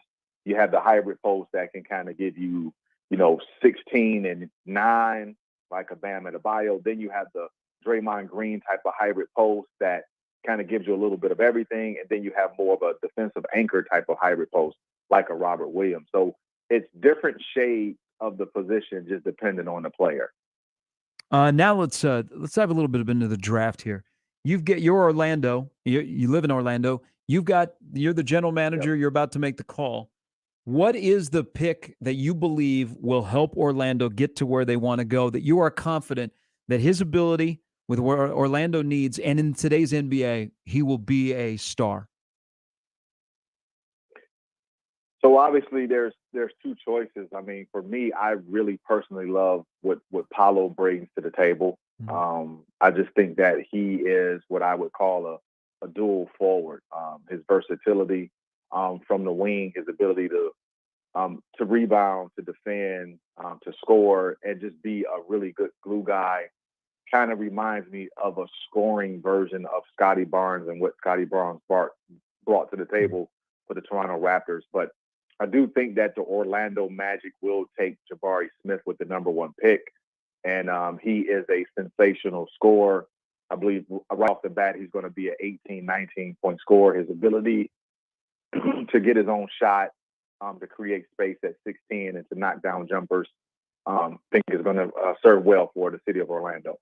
Does Keegan Murray have a comp for you? Ooh. Yeah, Keegan Murray for me is he kind of reminds me of Tobias Harris type of player. Very, very complimentary. Can give you that 18, 17 points per contest. Not going to blow it out the water, but it's going to be a really good, solid piece, a good foundational type of player. And he just plays the game the right way. And that's what I love about him. How did he get into the mix? He was good. We saw him in the Big Ten last year. He's so efficient. But all of a sudden, he went from where he was last year to being a lottery pick. How'd that happen in 1 year? Yeah. Well, I mean, obviously the team success they had at Iowa, and anytime you can average over 21, 22 points a game in college, in the Big Ten, that raises a lot of eyebrows. And his ability to play efficient basketball is what a lot of people have held on to. I mean, you don't see a lot of players at his size that can do a little bit of everything at a high efficient level. And a lot of scouts feel that his style of play can translate to the next level, that efficient brand of basketball, and can be a key piece to a team. So that's why he's skyrocketed up the draft board. Oh, we're going to, Joel Anthony, has been a while since we had a guy from Montreal, but Benedict, he's going to make his run. Arizona was so interesting because they were so athletic and so versatile. Being a jack of all trades, kind of master of none, hasn't hurt him in terms of his evals. What kind of player is he for you? I love watching Mathurin play. I believe he's going to go number 6 to the Indiana Pacers. I just think he's explosive. His ability to defend, I just play in transition, just a perfect teammate. And if I'm the Indiana Pacers, there's no way I would pass on Benedict. Just a terrific player. You have a thought, or you've looked at film on a guy that is close to our listening audience, Bryce McGowan's? Love Bryce. Watched him at Nebraska. So here's the thing about Bryce. You had Jaden Ivey, you had Keegan Murray, and you had the other kid from Wisconsin. I'm Johnny Davis right now, but those 3 guys, Johnny Davis, yeah. Those 3 guys were so tremendous at the Big Ten level that Bryce McGowan is just as good of an offensive player as all of those guys. The problem was that Nebraska was not winning games. So when you're not winning games like that, your skill level kind of gets swept under the rug. But Bryce, to me, he has a first round talent, 6'7", can make tough shots. His ability to really create offense, I really like his style of play. I think he's going to translate well to the NBA level. Rashad, let me jump to today, the series tonight. And I asked this question of one of our national guys last week, and I was talking about temperament and whose team it was. And I think the question was kind of answered more physically in terms of Boston, but I'm after kind of more of the emotional and the leadership. Is a guy like Tatum, if he's your best player, is his mental makeup one in which you want going into the foxhole? Yeah, I think, I think when you look at Tatum and you look at superstars as a whole, right? And they all have different type of characteristics. You got the Kobe type superstar, right?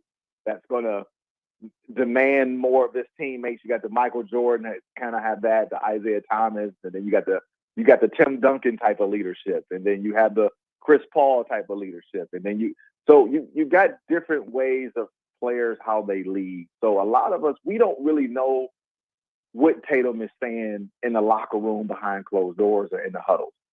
But here's the thing for me with the Boston Celtics. I believe Tatum's leadership doesn't have to be all the way at 100 because he can lean on guys like Marcus Smart, who's more the vocal guy, and Jaylen Brown. So I think Boston has a leadership by committee type of team, and it works for them. Who wins tonight? And who wins this? If the team that wins tonight win the series? Yeah. I picked Golden State in 7 in the beginning. I'm going to stick with that. Yeah. I think Boston had a chance to really drive the series home last game, and Curry just went nuclear.